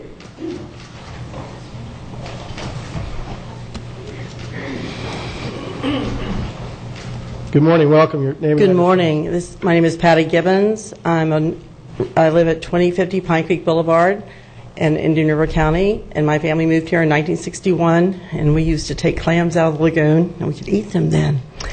I just want to speak from a standpoint that I am now retired, but for 24 years I worked at Harbor Branch Oceanographic Institute, and for 1 year I worked with Dr. Witter at Orca, hence my Orca shirt. And I never had a chance then to stand up to anybody and tell them what I witnessed all those years that I worked with those people. And that was how hard they were fighting to keep the lagoon in good condition, and how they're fighting now to keep the lagoon or get it in better condition. They're not just glorified scientists. They're real. Dr. Baker is a scientist. These are real people who know their facts. And it's not just passion. They have passion and they have information. I plead with you to do what's right. Do the right thing today. Thank you. Welcome. Your name and address, please. Hi, I'm Buffy Turner. I live at 411 6th Road Southwest in Vero, and I'll keep this really brief. There were some questions raised at the last meeting about the petition that's been organized recently over the last month, and who signed that petition. While 132 of those signers were from other countries, 1,165 residents of Indian River County have signed that petition asking you not to do the Oslo ramp expansion. So I think they've made that very clear that the public really wants to make sure that this does not move forward. Thank you. Thank you. Is there anyone else? Morning, welcome. Thank you. Janice Broda, 12396 A1A, Vero Beach, Florida.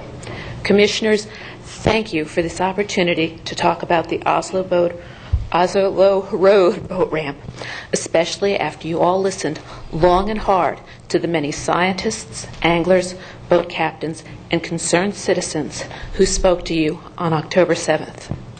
Those speakers, with the exception of one, did not address the issue of fiscal responsibility, which will be my focus.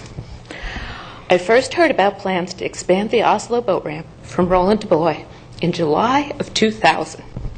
At that time, and for many years thereafter, this project was all about expanding boating capacity.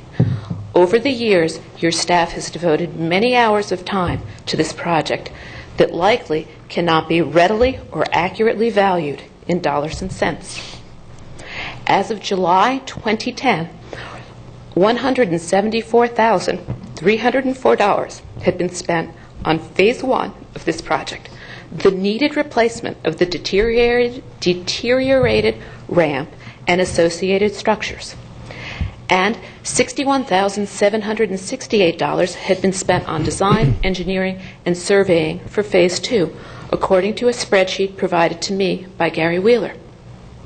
Thank you to Joe Baird, Budget Director Jason Brown, and Public Works Director Chris Mora for quickly responding to my request for current cost information and for sending me another spreadsheet.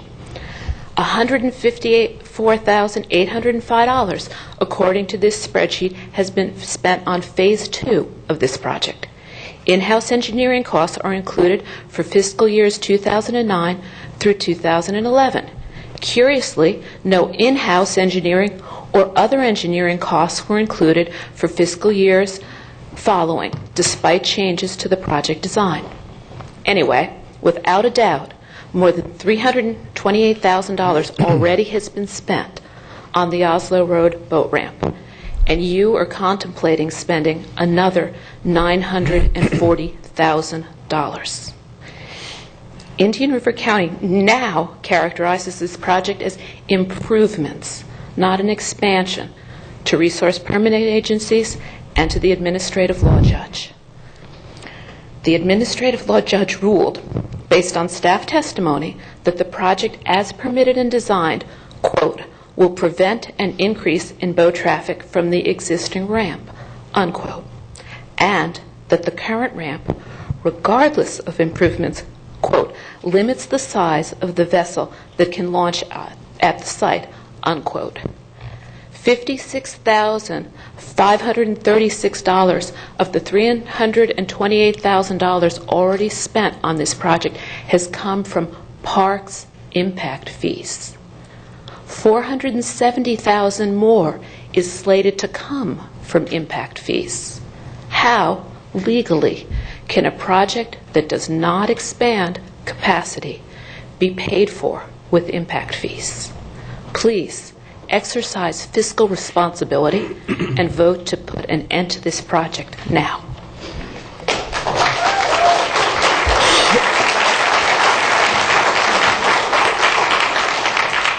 Is there anyone else? As I mentioned, I had a request to read a letter from Gary Reinhardt. I'll do that at this point. Addressed to Chairman Peter O'Brien. Dear Commissioners, to some people's surprise, we have very stringent environmental laws in effect by our state and federal government. These laws did not just happen by accident. They were pushed by a lot of good people and insisted on by the environmental community. Therefore, they are fully aware of the rules that all government agencies must live by.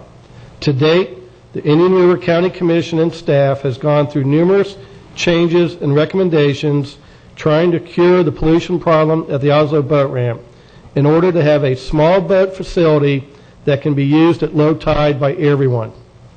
To date, the Oslo Ramp Improvement Project has received an okay from the Department of Environmental Protection, the Florida Fish and Wildlife Commission, the U.S. Fish and Wildlife, St. John's Water Management District, Indian River County engineers and environmental consultants, and waiting for a positive response from the U.S. Army Corps of Engineers after having received an approval from an administrative law judge.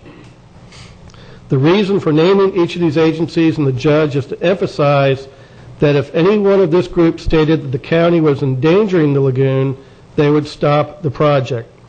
They all operate by stringent state and federal laws, and they do not have the luxury of skirting or changing the laws, only working with the county to make sure that what they approve will be a benefit to the environment. That is exactly what we have here. All of these agencies are of one accord, and that the Oslo project will not do anything to harm the lagoon. Unlike many people, whether they are experts or not, that have been testifying before you that will state that the project may hurt or might hurt or could hurt. These agencies have no choice but to follow the law, and the judge has ruled that they have done exactly that. I find it quite amusing that Commissioner Fleischer wanted to take a ride on the lagoon to see for himself whether or not any muck or silt needed to be removed from the lagoon. According to the pictures in the paper, he viewed this at high tide. High tide has never been a problem. Low tide is the problem. And some of the experts that have come before you worked for the state agencies at one time that enforced the very rules that they are attempting to play down now. Were they kidding us when they worked for us, or are they kidding us now? Commissioners, you have done a good job. This needs to be voted on to move forward, and you can decide about your funding today or another date, but a positive vote for the Oslo project would mean that you have something to revisit at another date. A negative vote would, in census, kill this forever. I ask you to consider the expertise of these agencies in making their decisions, and that of the administrative judge for hearing the case and upholding the law. Thank you for your time and positive consideration concerning this matter. I'll pass this down to the clerk to be added to the public record. Commissioner Fleischer? Yes, since I was mentioned in that correspondence, I feel that I need to speak about that and a few other things, if it would be appropriate at this time. If you would like to go ahead and provide your summation and response, that'd be fine. Thank you. Some comments were made today and at a previous meeting, and I just want to point out that the decision on the boat ramp or to go forward with the boat ramp was made years before, many years before. And there are 3 standing commissioners that had to ride the storm for the past 7 years on the trials and tribulations, the adjustments, and we can, my efforts by having our counselor speak was to give the timeline, because, folks, we have ridden that storm in various ways, and yes, you do get attached to a project. And in a broad scale, that project appeared to be a good project if you hold recreation at its top level and consider nothing else. We've had the opportunity to hear from many of you, many of those who do have PhD next to their names. They are scientists, they are dedicated professionals, they spoke with passion, they spoke with sincerity. We listened to 17 presentations plus additional presentations by citizens who wish to speak. We endured 10 hours of conversation. And quite frankly, all of it was very meaningful, all of it. Some of it was not as factual as I would have preferred it to be. There were a few things that were said during that meeting.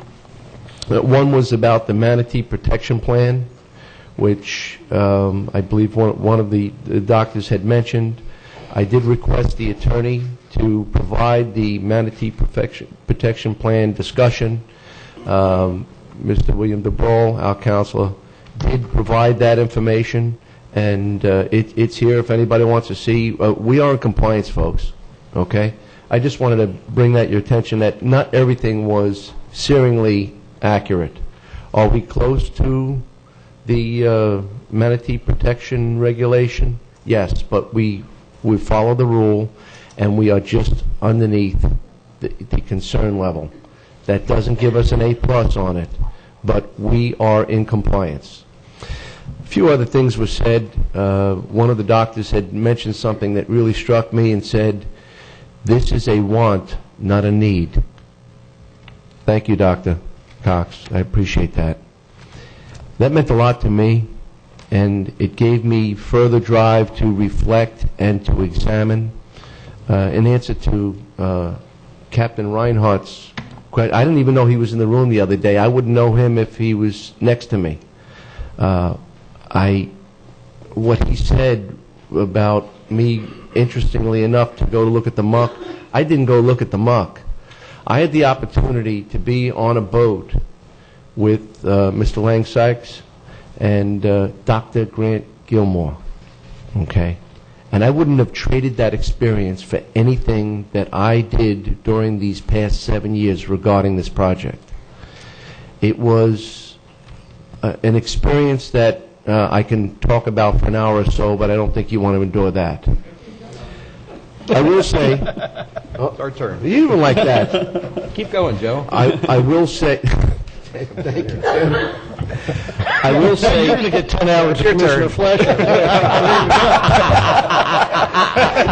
No, they need to hear it. I will say that the experience was a phenomenal one. It was a time certain that I chose. The group did not choose when they took me on a prescribed tour at the specific high tide. I want you to know I was aware of that. I chose the time. Dr. Grant Gilmore wanted to go on a Saturday at a different time, and that was because his schedule did not provide for the availability for Friday early in the morning. And after some negotiation, he was able to free up his schedule. Thank you, Doctor. And the other participants in the journey. And if anybody's pointing out that I was brought on a show, I made the show.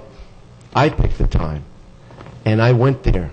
And we had an interesting talk and an examination of the environmentally sensitive area, and it gave me a greater understanding, particularly the discussion on the rivulets. I truly appreciate the insight on what was about to happen.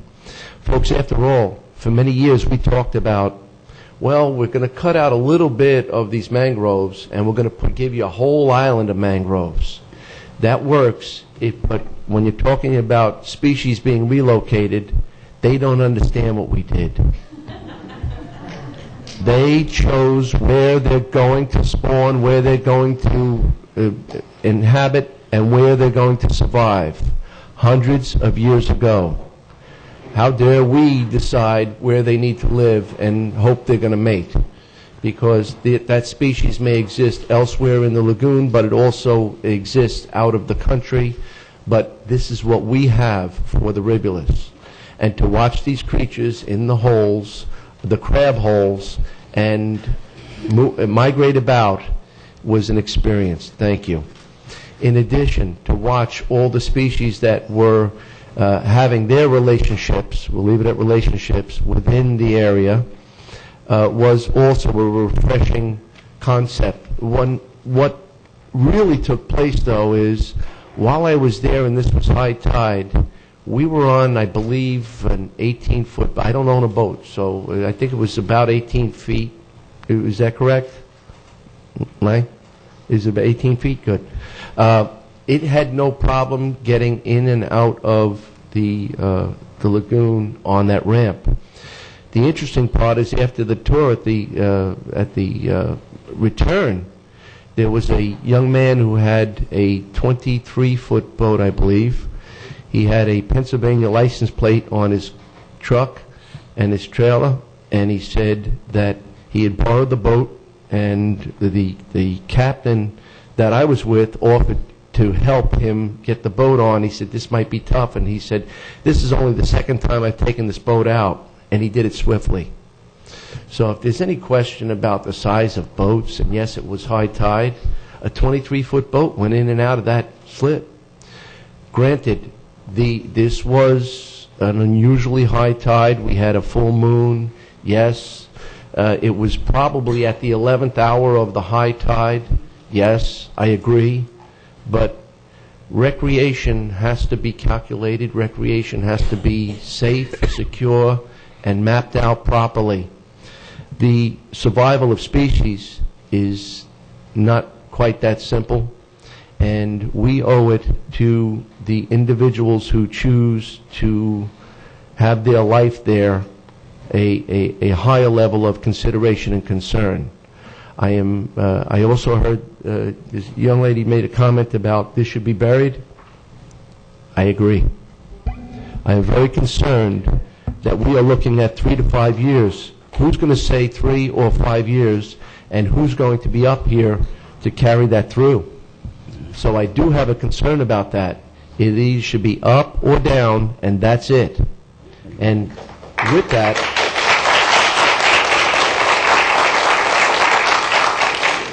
we have earmarked funding for, which I supported, for the project prior to our journey. Thank you, Dr. Gilmore. I want to say that funding, if it was to be used, should be used at looking at a recreational endeavor for those who want recreation, for those who need recreation, the want and the need. But more importantly is it not need be near an environmentally sensitive area. This place is delicate. And I was so concerned after I saw the amount of mangrove that will be clear cut and the amount of crab holes that were there and the amount of rivulets that need to be surviving in that area. So with that, again, we did not take the November journey because we didn't get there yet. I plan to do that. It's a commitment to the doctor. But I would like to see the migration and spawning take place, because what I saw there was enough. I have never seen a healthier environment for all of the various species. Specifically, there were so many snook there that I could not believe, and I was told that the snook will be leaving after they have their relations, and we have our... I don't know what... Everybody's about... Yes. But there might be people at home listening. I don't want to alarm anybody. But after that takes place, we will have a future generation for our future generations. So I just wanted to explain where we were, how we got there, and again, many of us made many choices many years ago. We were not aware of the concerns, contradictions, and the medical advice that we now know today. And I think we can all agree that 30 years ago, there are some people that made decisions that should not have ever been made. Unfortunately, they did make them, and now we have the aftermath. I don't want to see an aftermath of something that even is 7 years old at this point. So I guess you know where I'm going with it, and I would like to see it as a permanent resolution, not as a 3 to 5, because I have great difficulty figuring out those 3 to 5. Thank you.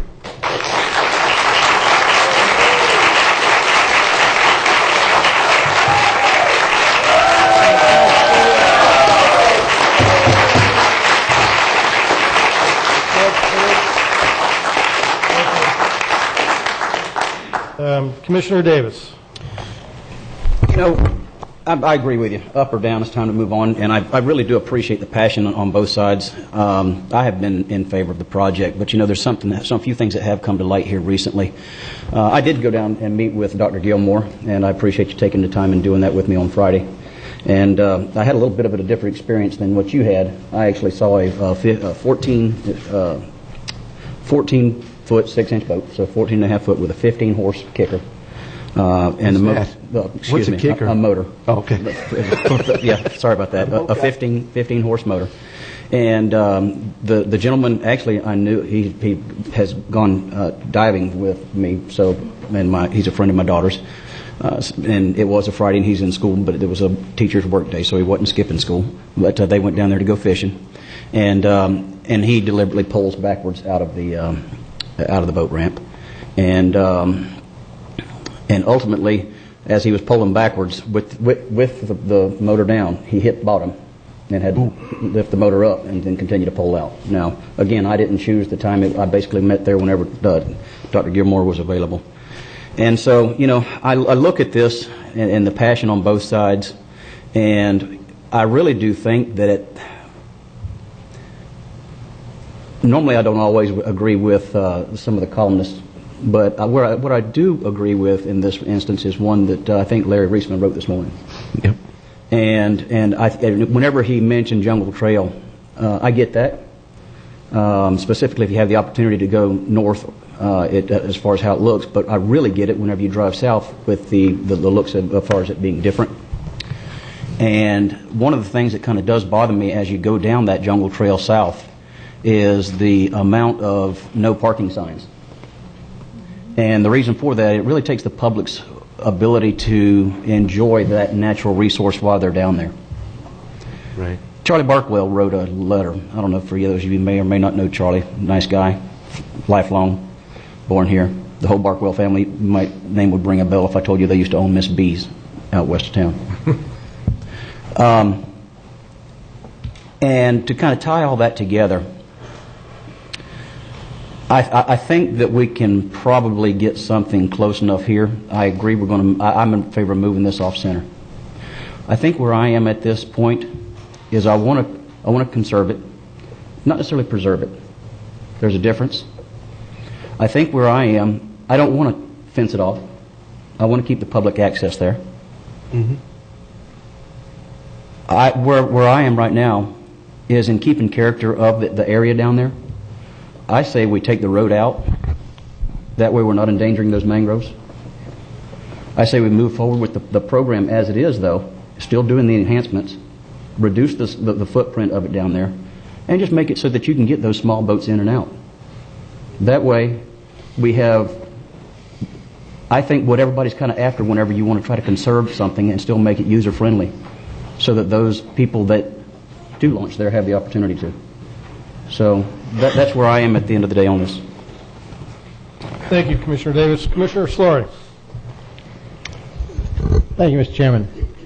I'd like to go back for a moment to the letter you wrote into the letter. And if I remember correctly, the letter said that all the agencies said that it was legal and it wouldn't harm the lagoon in any way. That was the sort of gist I took from it. And what I recall from what all the agencies said was that almost all the agencies said that there would be negative impacts, but that the project was still legal. It met a certain threshold. And I think that's a crucial distinction. So I just wanted to bring that out. I think, in short, the majority of experts in this area of the lagoon have all said that the project will do harm to the lagoon.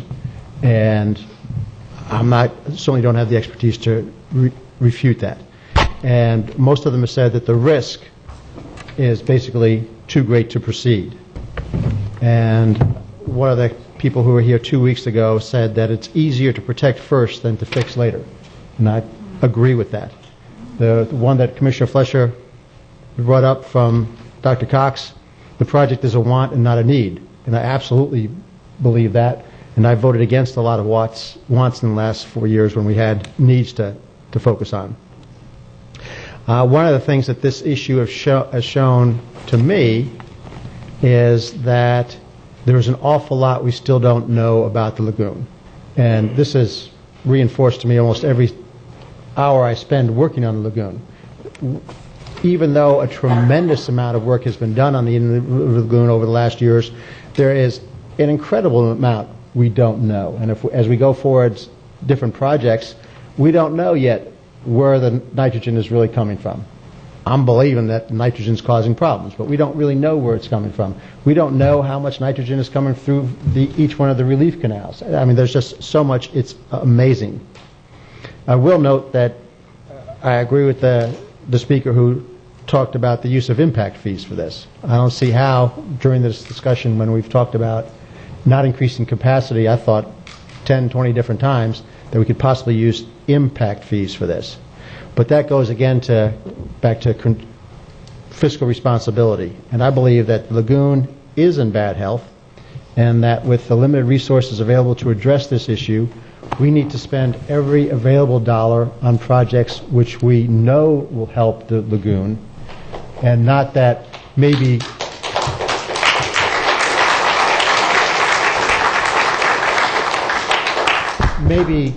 not so bad, but at the end of the day do so harm. So again, there's if we spend $1 million on Commissioner Fletcher's oyster projects, I think that would be significantly better for the lagoon than the $1 million spent on this. So I will though answer the one question about why not completely table it forever. Well, I also agree with that letter that basically if we do delay it for 3 to 5 years, we've probably effectively delayed it forever. Yeah. But more important is that there is an awful lot we don't know. It may be very appropriate to come back in 3 to 5 years and do the type of things that Commissioner Davis is saying right now, that based on the knowledge we collect from now till 3 to 5 years ago, we know that, well, we need to do something about the lagoon because the turbidity is bad. And I don't know the answer to that question now, but it may be that is. It may be that we learn things that we can do without taking up any mangroves. It may be that we realize that sucking the muck out of the channel or some portion of the channel is the best thing. I don't know. But I do know that we have scarce resources and we ought to be putting every available dollar into projects that we're very confident will do no harm and very confident will be a proactive measure for helping the lagoon. So with that, there's nothing I've heard today which would cause me to alter my motion. And the motion is basically that we delay the project for 3 to 5 years. Okay. Thank you, Commissioner Floyd. Commissioner Zork. Yes, good morning, everyone. I have one question for Chris, if he could come up, that I could ask as he's coming up. I mentioned my kids at the last meeting, and we did take a trip with Dr. Gilmore at Lang Sykes, and I think both of them were amazed at the fishing ability. They didn't catch, so I would say the catching ability of the kids, that they're quite good potential anglers if something would have bit on their hook that day. But that was not my first visit down to the area. From my earliest ages on, I can always remember my dad always having a boat. We always went out on the water somewhere. My grandfather lived on the Sebastian River since 1947 on. So we're pretty familiar with the water. But I have a question for Chris from a user standpoint.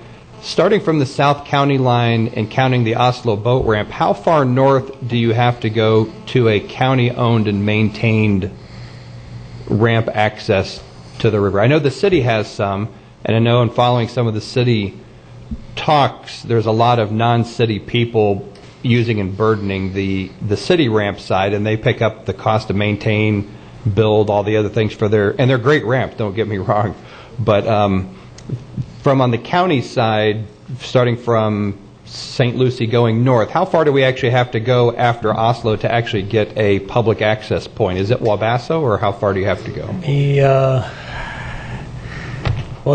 In the South County, there are no other county maintained ramps, right. County boat ramps, yeah. So you have the ones in the city. That's probably the closest opportunity to get in your boat. Right, but on the county side, would you have to go up to Wabasso as being the next launch point, probably? Yeah, off of State Road 510, yeah. Right, okay. You cross the bridge and come all the way back down. And go down to Hobart, most people would. Yeah. Right, okay. I bet you Wabasso's closer than that. Yeah, it might be. Could be. It may be closer for some folks. And on the history of the project, and it was probably a year ago, I met with some of your staff to get a history of where did it start and what's happened to from its original starting point 7 or 8 years ago. And it is a much smaller footprint that's there.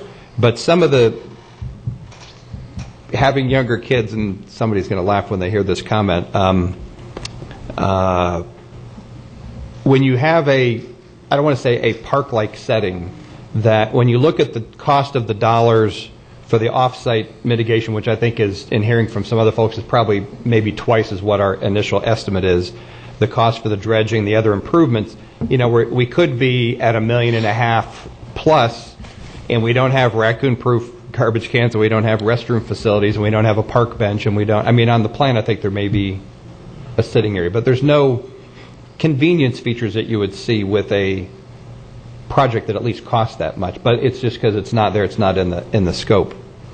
It is a great area. It has, if you look inside my mom and dad's house, you will see before some of the fishing rules changed, some of the great catches that have been skin mounted from that area, but that was from quite some time ago. We'll see how the motion moves forward. Depending on what happens, I probably have a comment to make after seeing where the vote comes out. Okay. One thing I'd like to clarify before I begin my comments is on the funding. When we first started this, the county had appropriated about $470,000, of which, Joe, I believe about $120 was impact fees. And that was back when we were proposing 32 trailer spots and I don't know, 15 or something. And so probably for that scale of project, the impact fees were probably appropriate. The balance of those funds was coming from the Waterway Boating Improvement Trust Fund. At the most recent budget hearing, and the anticipation was the other half would come from a Florida Inland Navigation District grant. At the budget hearing, the board voted 4-1 to appropriate an additional $470,000 from the Waterway Trust Fund, not from impact fees, but from the Waterway Boating Trust Fund. And I would agree that at this point, the $120,000 that was originally earmarked by impact fees would not be appropriate and should probably be replaced by sales tax or some other funding source. But it was mentioned earlier that there's another $470,000 of impact fees. That's incorrect. It was from the Waterway Boating Trust Fund. Earlier this morning, the board had a quasi-judicial public hearing. And one of the things that the commissioners were asked to testify was that they were able to base your decision on the evidence presented in applicable law. And all 5 commissioners said they were capable of doing so. Evidence from all parties related to the boat ramp was presented in an administrative hearing, both the county's experts in presentation, those experts and third-party independent St. John's, and from the Audubon Society experts. All presented evidence, and Judge Alexander ruled in favor of the county on every single point of the challenge. The facts that were presented at that hearing have not changed since that hearing. And it's because some folks did not like the outcome of the rule of law that they are now here before us asking us to make an emotional appeal to that rule of law. And I'd like the commissioners to focus on those facts that were presented and what we know. A lot of talk is centered on Dr. Gilmore's the sea trout spawning. The trout spawning site is located out in the Intercoastal Waterway. And the Intercoastal Waterway is the I-95 of the inland waterway system. On any given day, hundreds of boats cruise up and down the Intercoastal, from small jet skis all the way up to large cabin cruisers, some of the medium-sized yachts, and even commercial barges and tugboats go up and down the Intercoastal Waterway on a daily basis. According to Grant Gilmore, the sea trout are still spawning happily away and not affected by all that boat traffic going up and down the intercoastal. I have yet to see any evidence presented that said a handful of boats launching at the ramp and going out slow speed would have a negative impact on that sea trout spawning, particularly considering the number of boats that are actively running back and forth over that exact site on a daily basis at high speeds.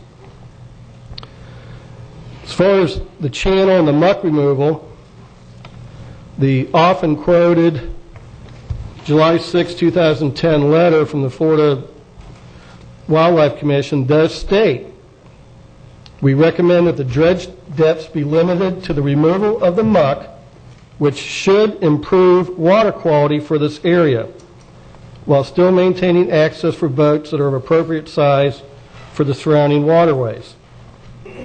Earlier this morning on consent agenda, we approved $184,000 for the Roseland Lake project, which includes all work necessary to remove undesired sediment and muck. The Indian River Lagoon National Estuary Program in March of 2010 published a summary sheet on where they were. Under their accomplishments, one of the things they highlighted was that they have identified muck deposits and devised a plan to remove them.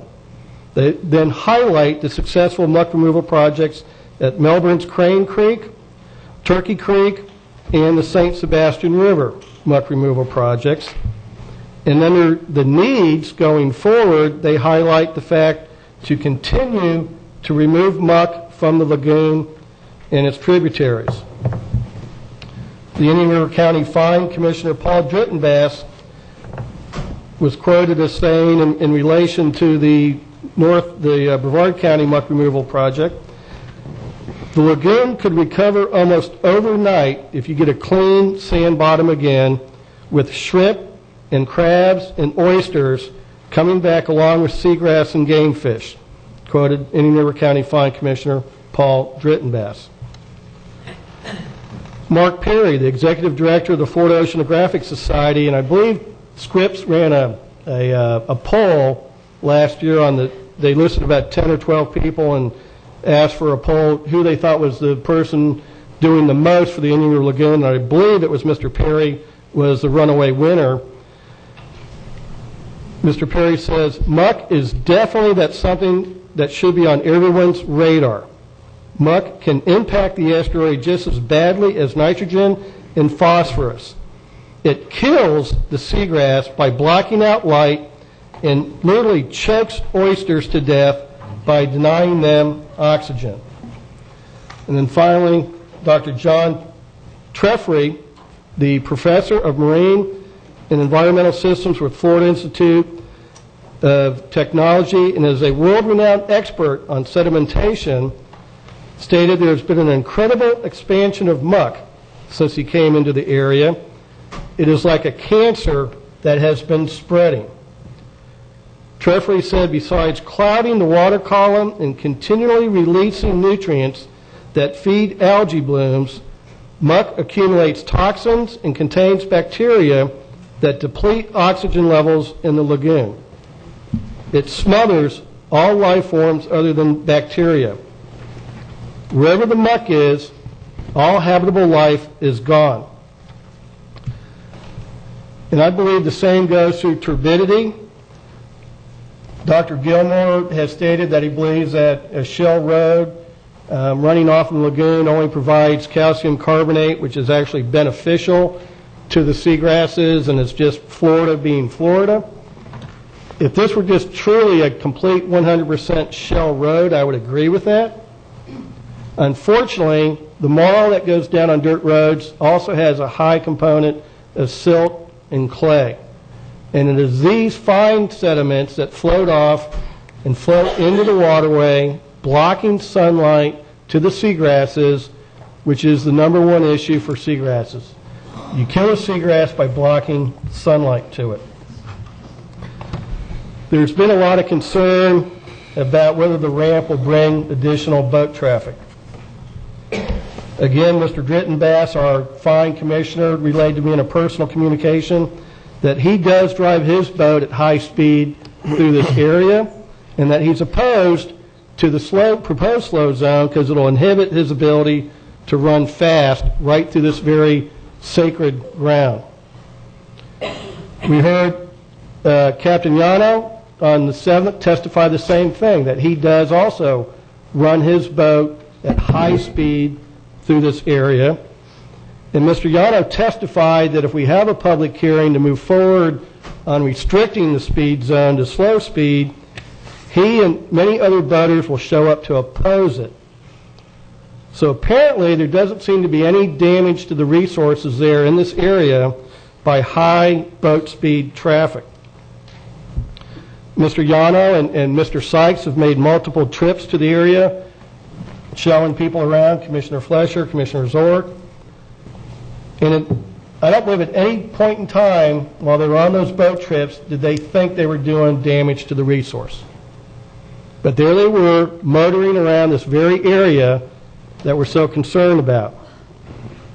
Again, I have seen no evidence or facts that show a handful of boats going slow speed will damage the resource. There are no prop scars in the area. Folks like Mr. Sykes, like Mr. Yano, like Mr. Drittenbass have been running their boats through there. And again, according to Grant, the resource is doing just fine. We've been talking about the mitigation, and you can't replicate what nature has done. Commissioner Flesher, the crab holes, when you walk down that berm, the crab holes you saw were actually on a man-made berm. The two ditches immediately south of Oslo Road, and these are the ditches where Grant has done some of his fish collections. And these ditches were what the agencies called outstanding waters of national significance, were man-made ditches. So somehow man can go in there and drag line a ditch, and the fish will still find a way to utilize it and benefit from it. So, finally, I started scuba diving over 40 years ago. Started boating when I was 15. In high school, I had a mentor. His name was Bill Haynes. He was a defensive football coach, Commissioner Davis, and also the marine biology teacher. And Bill had a house down in Key Largo. In my senior year, I spent many weekends down the Keys with Bill, snorkeling through thousands of acres of seagrasses. And Bill is the one who taught me to look underneath the rocks and look at the small organisms that make up these ecosystems. And he also taught me to replace those rocks exactly as you found them, to not disrupt the resource. I do have a bachelor's degree in marine science from the University of Miami. I did work for 2 years under Grant Gilmore doing a lot of the fish collections that he has referenced in his comments before this commission. And I spent 14 years working for the Mosquito Control District, tromping through these very salt marshes that we're talking about now and their relationship to the lagoon. I think I have more experience on the river, on these marshes, than just about anyone sitting here in this room here today. And I firmly believe, sorry folks, I listened to you quietly. I would appreciate the same courtesy. I believe, with everything I've learned, everything I believe, that the benefits of this project greatly outweigh any of the impacts of the project. And I think at the end of the day, the county will have a wonderful public project that will allow access to the lagoon, and for those people that just want to come down and look at the river, look at the conservation areas, and just would like a nice road to drive down and park in. I think the project will be a great success for all stakeholders in the county. And with all of that, I still believe that while we like to say that we want to do no harm, I believe we are doing harm every day by allowing the muck to remain there, by allowing the turbidity to run off and impact those grasses. And so I think moving forward will have public benefits and provide a benefit to the overall lagoon.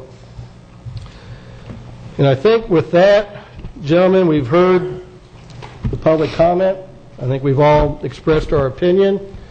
Commissioner Slurry, your motion is still to delay the project 3 to 5 years. Is that correct? Yeah, I would like to make one comment because it's something you said directly addressing that.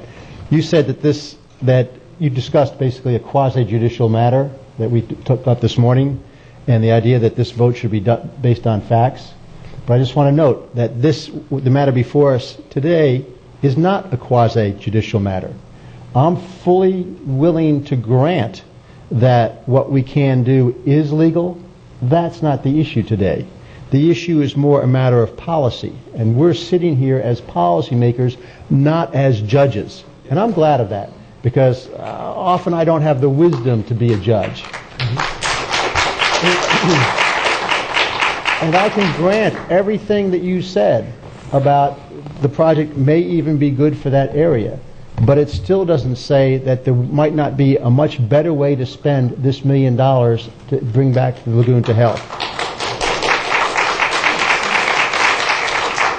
But again, given that I agree with so much of what you said, I'm putting forth what I believe is a very benign motion which doesn't close off something for the future, but does do something for us today. And I'm hoping that by the time we address this issue again in 3 to 5 years, that we'll know a lot more about the lagoon and its health and the best pathway forward. Thank you. Okay. Well, and Commissioner Zerk, are you still with your second? Yes. Okay. Gentlemen, with that, we'll go ahead and call the question. The motion is to table the project 3 to 5 years. All in favor of the motion signify with aye. Aye. Aye. Those opposed? Aye. Nay. The motion carries 3 to 2 with Commissioner Davis and O'Brien opposed.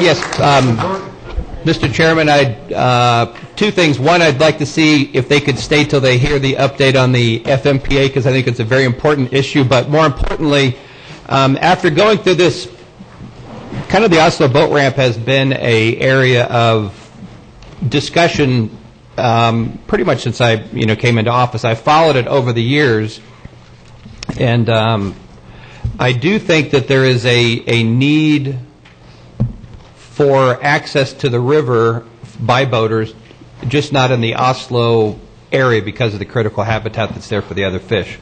If you think that this is something worth moving forward, I have had some discussions with some members of some groups as would they work with me or someone else to look at where might we be able to provide public access in an area that's not Wabasso, that's not in another area, to see is there the possibility of a site that might be address the needs of the boating, fishing community, recreational user, of a site that might have a place where you actually can have picnic benches, restrooms, raccoon-proof garbage cans. To do those down there. There's, I've printed up a number of different maps and looked at things and just had some just general discussions, but I think there's a need. I know currently the city of Vero Beach provides great boat ramps. The problem is we're kind of forcing our demand on them out of convenience, and I know they have budget issues and things are looking at charging parking fees or stickers or limiting boat access to city residents versus non-city residents in priority fashion. They're all different kind of things are going around. So I don't know where it would go, but I would look at say, St. Lucie County line north to 17th Street Bridge, is there other sites that might be suitable that don't have the critical habitat, that have appropriate access to the river, that might be a site that's jointly owned by Find or DOT or a combination of whoever, to see is there a different place we might be able to accomplish something in a more environmentally responsive way and balance that with the needs of the fishing and recreational side. It's almost, this is a little bit harder to accomplish than the site for the bus hub, which... I can tell you, Commissioner, the answer is no. Okay. Okay, I mean, we had a site here with an existing ramp, an existing channel, and y'all can't support it. You will never be able to get support to blaze a new one. That's just a flat out. Well, some of them have expressed otherwise, and I'd like to take them up on their offer. You won't get it. I mean, okay. If you go up near the bridges, that's our manatee kill zone, because that's where the river gets narrow, and you've already got 2 boat ramps. You got a lot of boat activity there. You're going to be in a high manatee area, high manatee mortality area, so you're never going to get anything approved there. Okay. And again, we had an existing channel here. We had an existing ramp. And if you think we're going to be able to blaze a new one, it's not going to happen. Well, again, I'd like to take them up on their offer to see what might be out there. It was sort of something that was put out there. Is there a better place to do this? And some ideas and suggestions were batted around on their side, not my side. I had a couple of ideas on my own, but they came up with, quite frankly, I'd say were some things I hadn't thought about and some that I had but hadn't given much consideration to. So I would be putting the ball in their court to help them provide a potential solution. Now, it may be that this doesn't work, that doesn't work, but I'd like, since the offer was made, to at least see where it might go. I don't think there's anything prohibiting you from doing that. Okay. All right. Okay. Thank you. All right. But still stay for the FMPA update. Next on the utility services, the North Sebastian sewer design, commercial area of Phase 1. Memorandum dated October 13, 2014. I guess Mr. Burke, welcome. Actually, then you just want to hold up a minute. Just take a minute.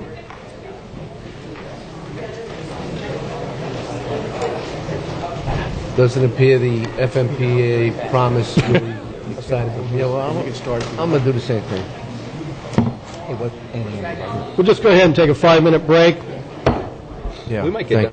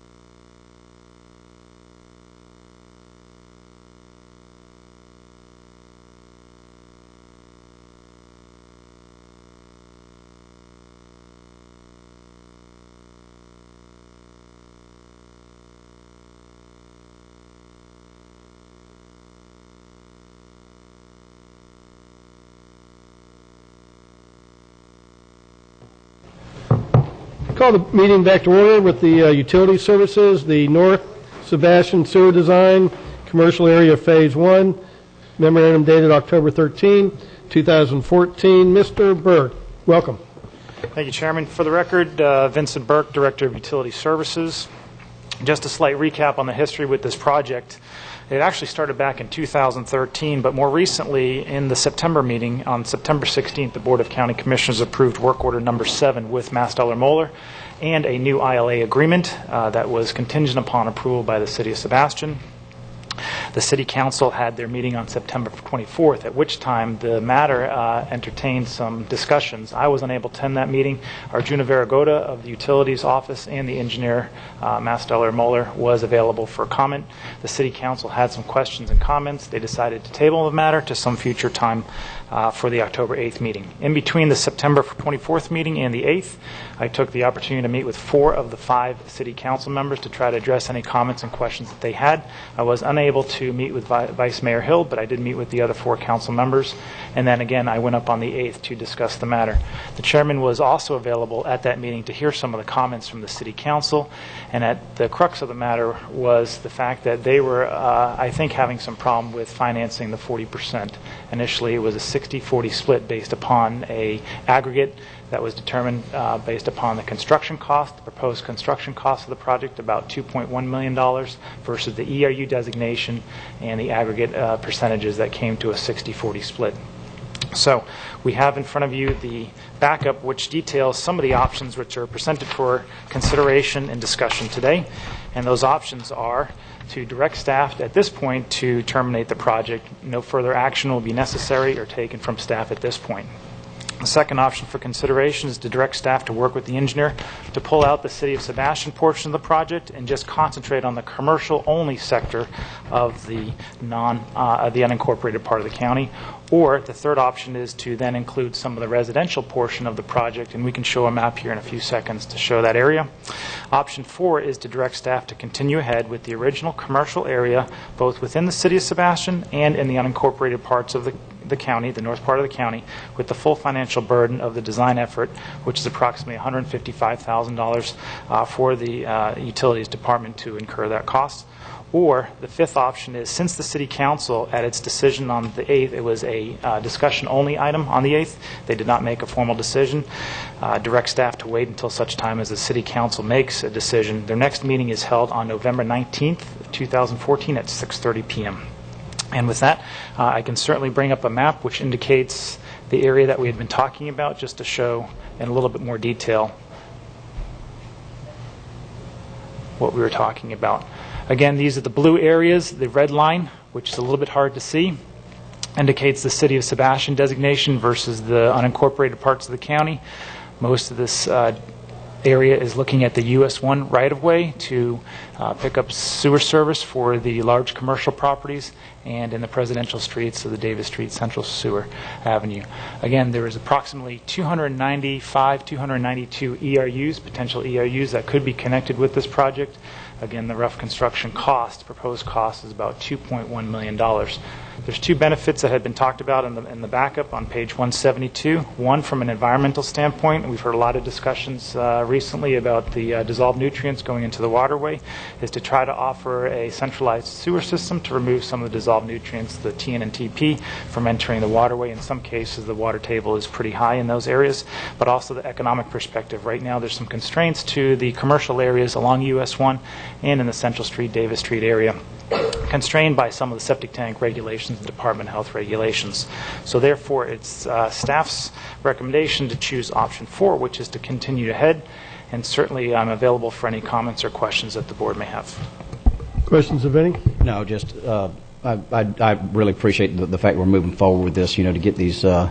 There's 2 issues here. One's clearly the lagoon and getting and not having any more septic systems go on there. The other one is this is the heart area, if you will, of the economic engine for the City of Sebastian. And of course, the City of Sebastian can't control its own destiny right now with its utilities, because we do that, and it's incumbent upon us to be able to put the groundwork in there so that that infrastructure is in place.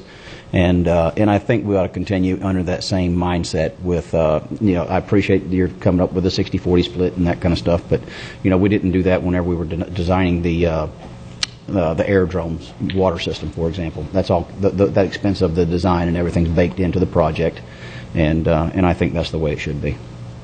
Just one thing Vinny didn't mention that he did present at the Sebastian City Council is, if you look at just doing the unincorporated county and providing sewer, there's a greater number of potential users and ERUs in the county side. So if you divide the construction cost by the total county ERUs, then Vinny, I think it's just under $5,000 is the cost to a county resident for the ERU.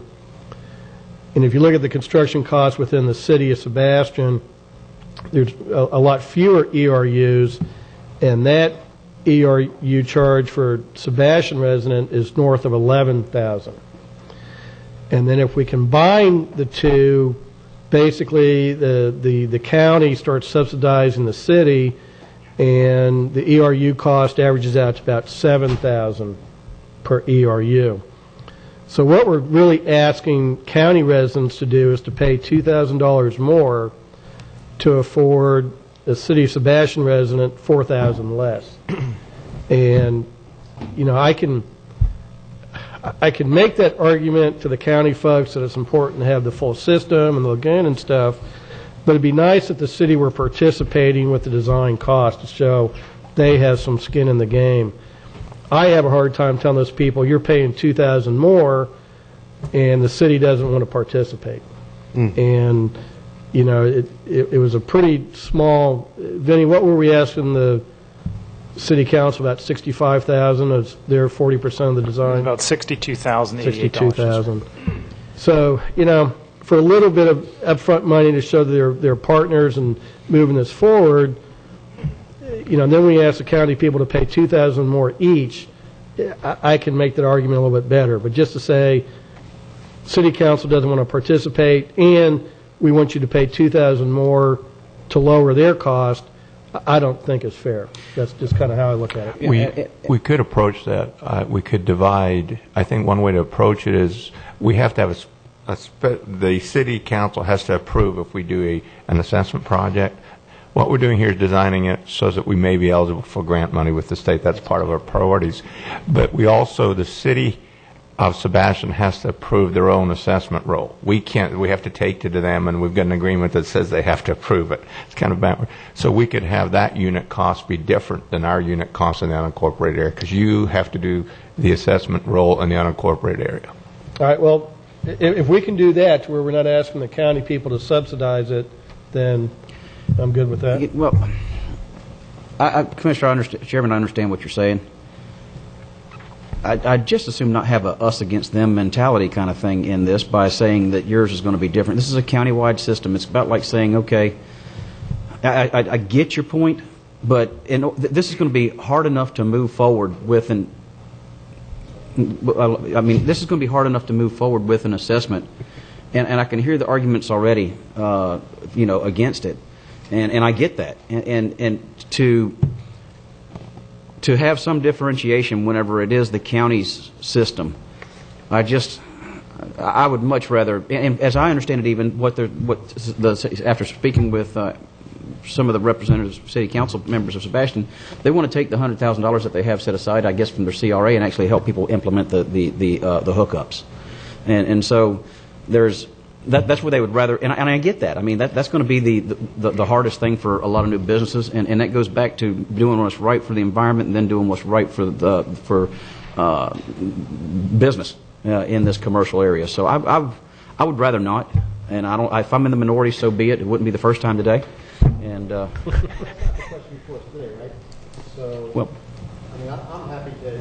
Again, my thought was that Mr. Burke was that we get this plan done, it's shovel ready, and if we can get a grant to get it done. Yes. The other issue is I can see right now both sides of it, and I don't know where I am on it, and I'd rather not make that decision today. I'm good with making the decision that we go ahead with the county paying 100% of this to get it on the shelf, similar to the way we did a project 2 weeks ago to pay $750 for the permit, so it's on the shelf ready to go.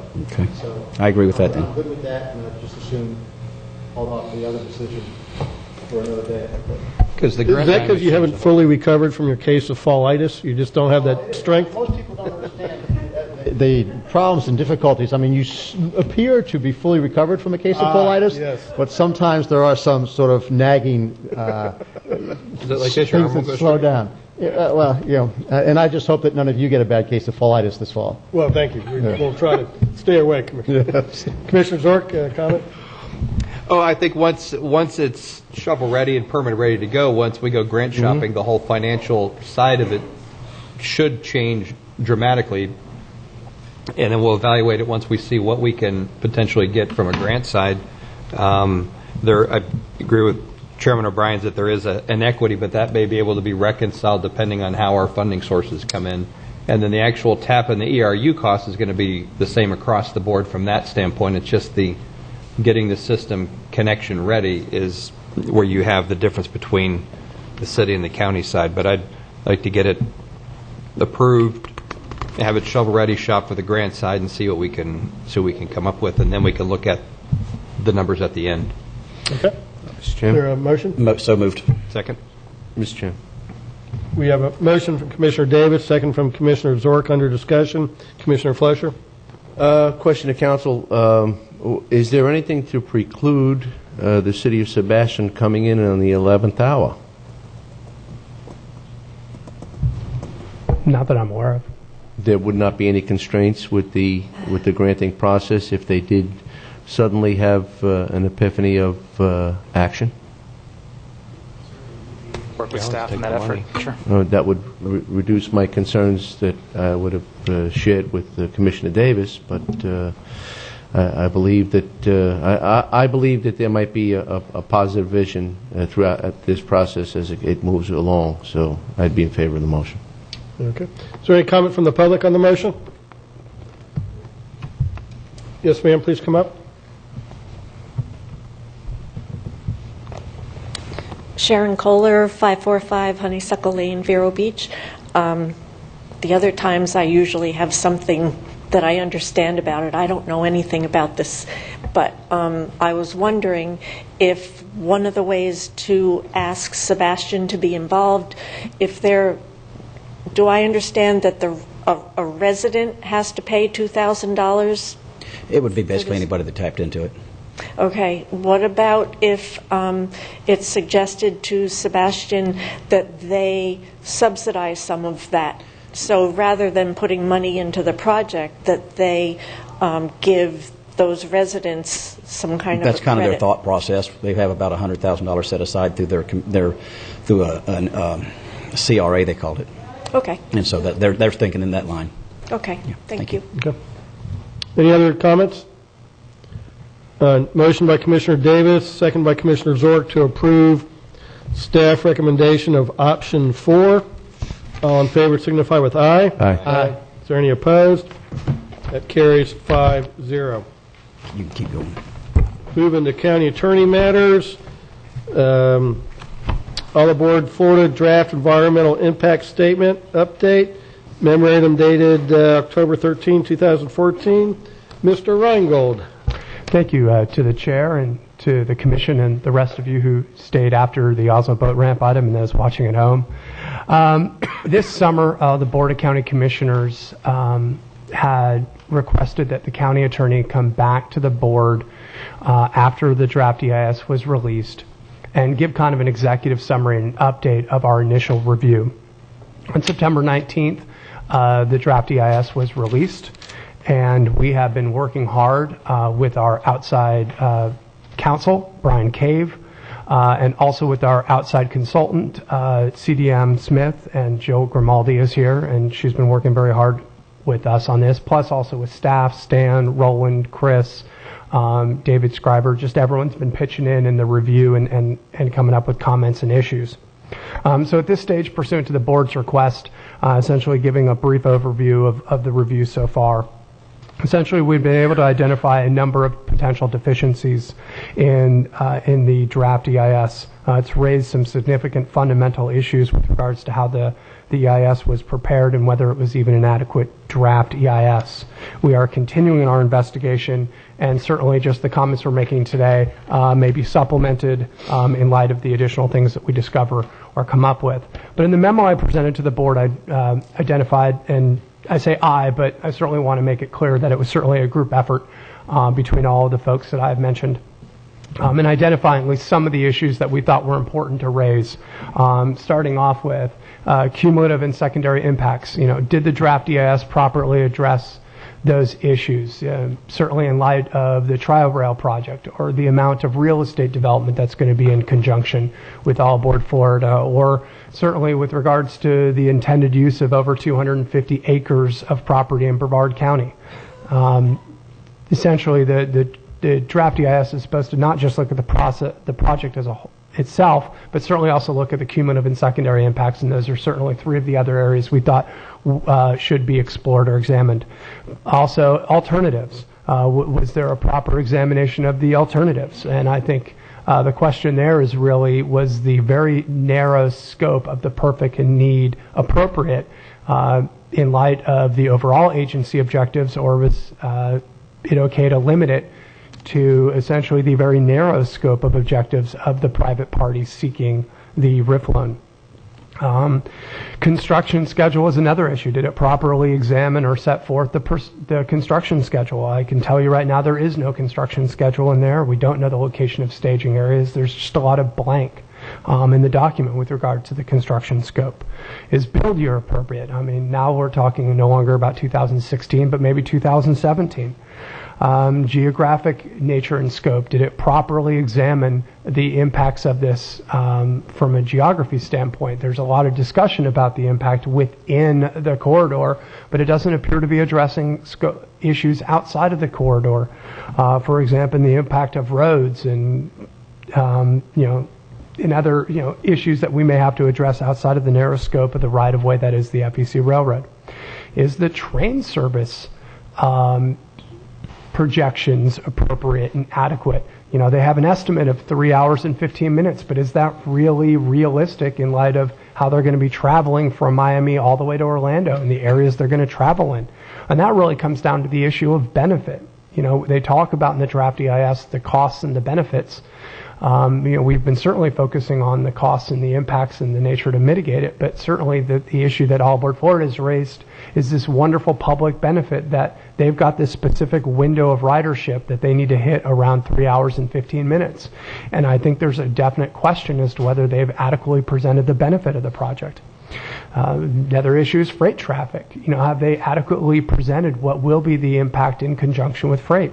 I think they said something to the effect of maybe 20 trains per day, but certainly in light of the multiple lines and also the post-Panamax, situation, there could be a lot more freight traffic coming in, and have they adequately addressed that issue?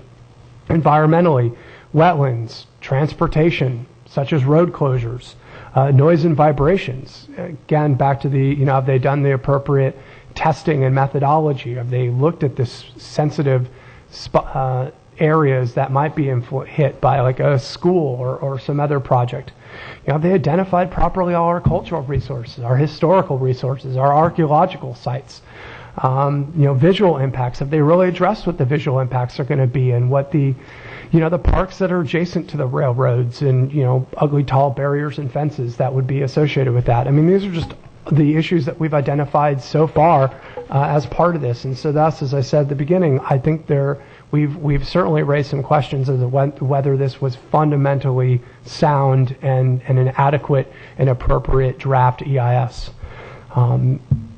Where do we go from here? Obviously, we're going to continue our analysis with the help of our outside consultant and outside counsel, and we're going to be drafting our comments. November 5th is going to be our local public hearing or public meeting on All Aboard Florida. This is going to be at the Indian River State College. This will be from 3:30 to 7 p.m.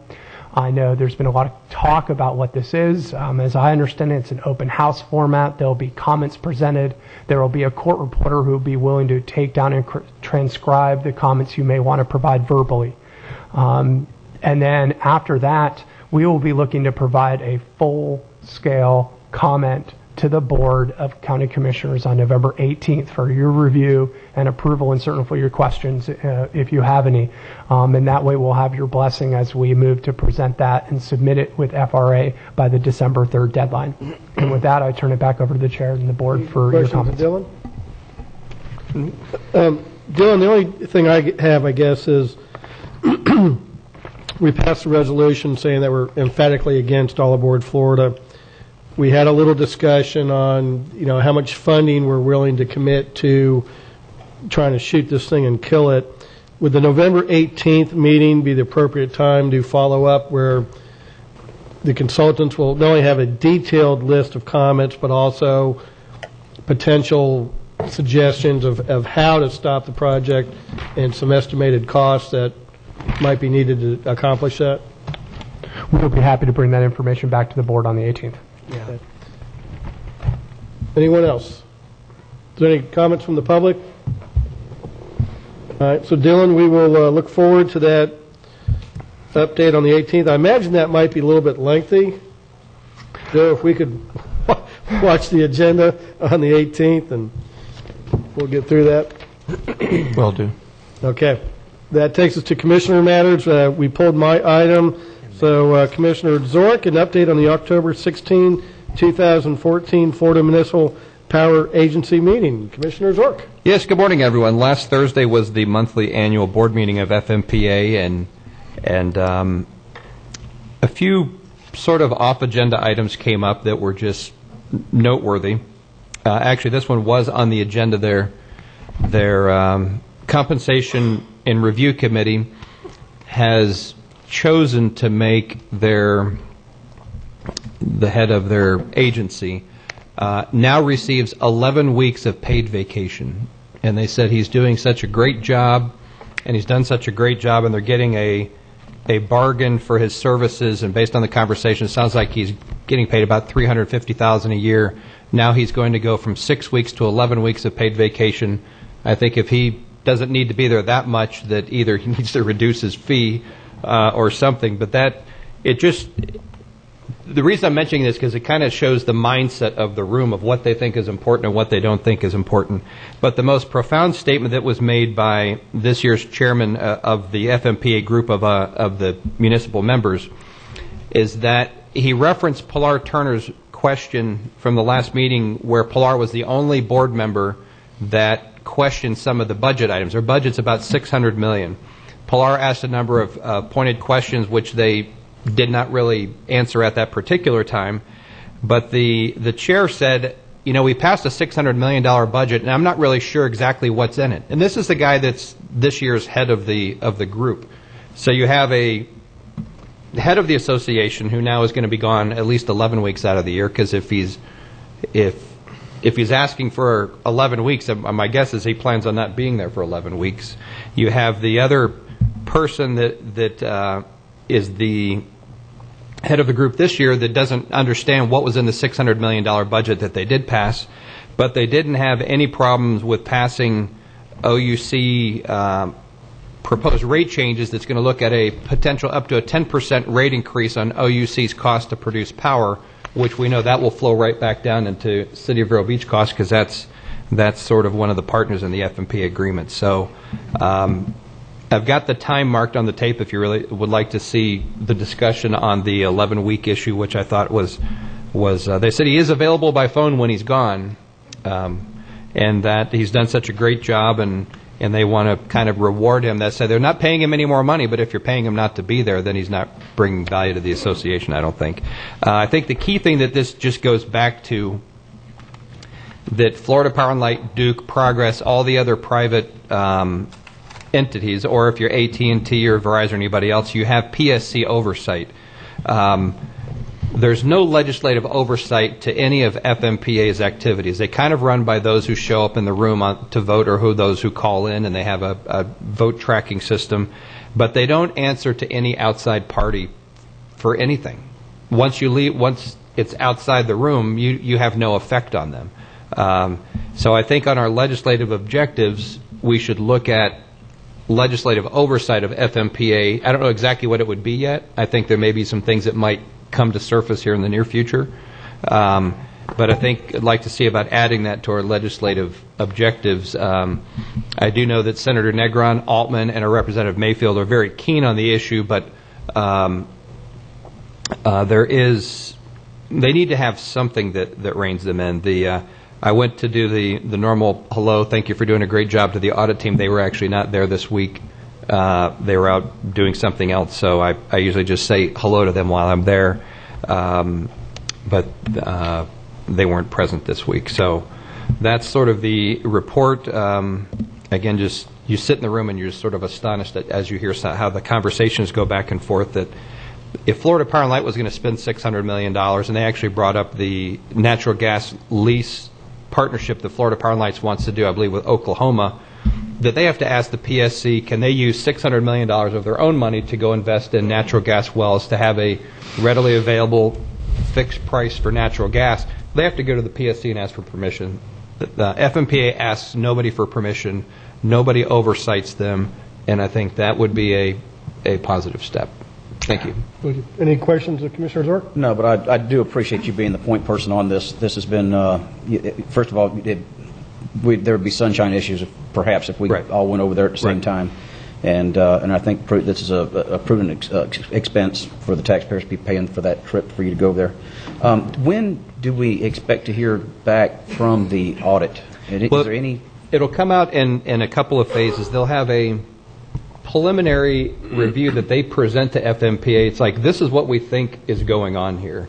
FMPA will then have a rebuttal or response period window.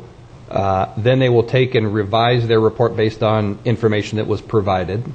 And then they'll kind of come up with a final report.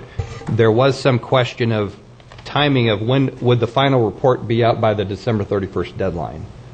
They thought the other reports would be, but they said that since this is the first time they've ever been tasked of looking at an agency that's not regulated, most things, might be managed if there was somebody watching them, and since they're not, they kind of, I guess, make their own rules up of what's acceptable and what's not.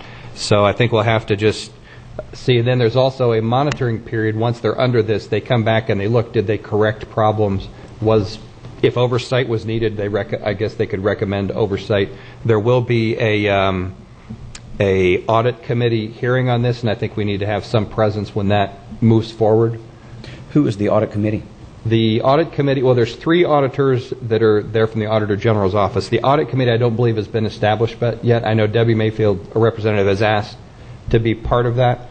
I've also spoken with Senator Negron and Altman to make sure when that opportunity comes up, if we need to provide any input or questions.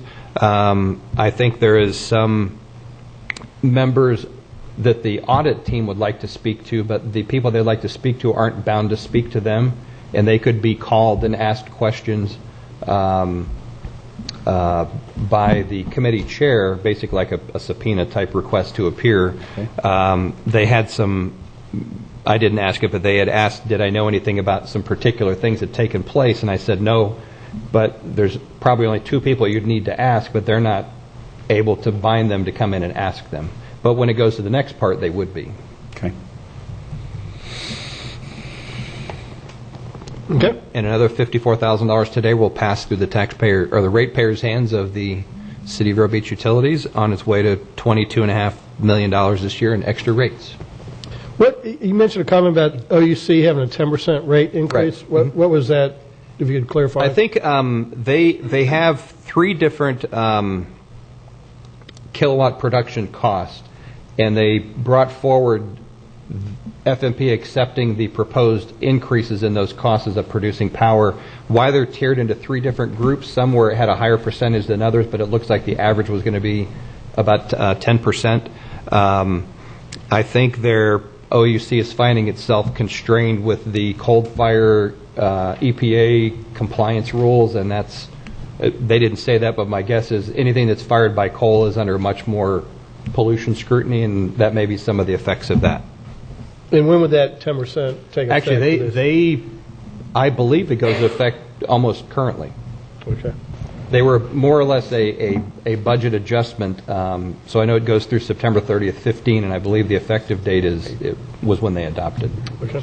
And then just to remind the board and the public that Next Tuesday, October 28th, is when we have a joint public meeting with the Town Council of Indian River Shores, the City Council of Vero Beach, and the Board of County Commissioners. That will be held on Tuesday, the 28th, out at the Richardson Center at Indian River State College, beginning at 9 o'clock, and it is open to the public. I assume we'll all be there? Everybody? Yes. Try.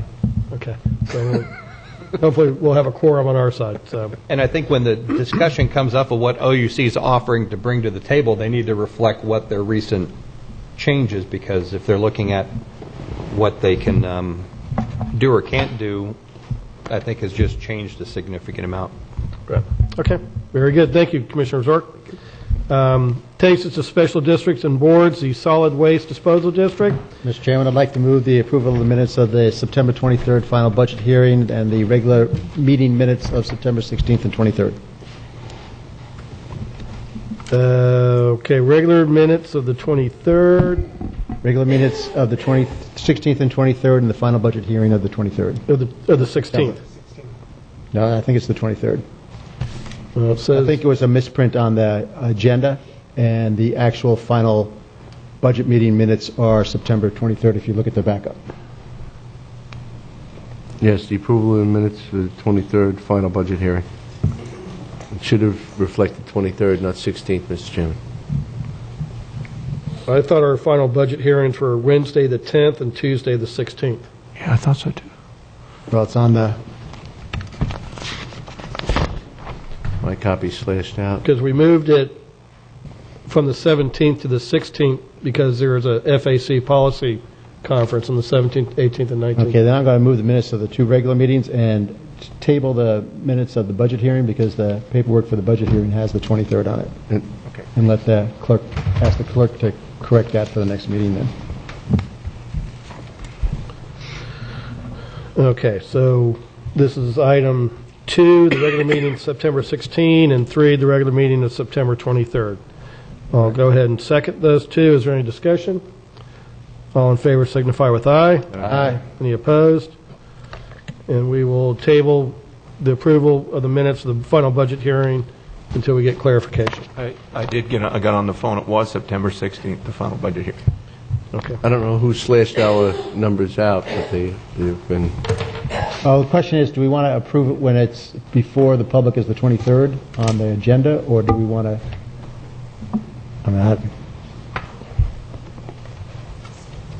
on the actual minutes, it's listed as Tuesday, September 23rd. Okay, we'll just bring it back at the next meeting and have them clarify that. I'm good with that. The rest of the board is. And then that takes us to item 4, final pay for work order number 1 to Neil Schaefer, Inc., 2014 Solid Waste Master Plan Update. So moved. Second. We have a motion from Commissioner Slurry, second from Commissioner Flesher. Any discussion? This doesn't do anything but other than, I'm not voting to close. No. Just making sure. No, that's next week, Commissioner. Okay, just making sure. Thank you for that clarification, yes. Final pay for the production of the report. Yes. Okay. All in favor signify with aye. Aye. Any opposed? That carries unanimously. And then item 5, final pay to Republic Services for material recovery facility improvements, memorandum dated October 13, 2014. So moved. Second. We have a motion from Commissioner Flesher, second by Commissioner Davis. Any discussion? Seeing none, all in favor signify with aye. Aye. Aye. Any opposed? That carries unanimously. And gentlemen, again, I was very sincere in my comments how this commission handled the boat ramp issue and the openness and willingness this commission shows to work with the public. So I'd like to commend you all again. I think outstanding commissioners here, and I think we have served the public well. So you all should feel proud of your service here in the community. And with that, we stand adjourned.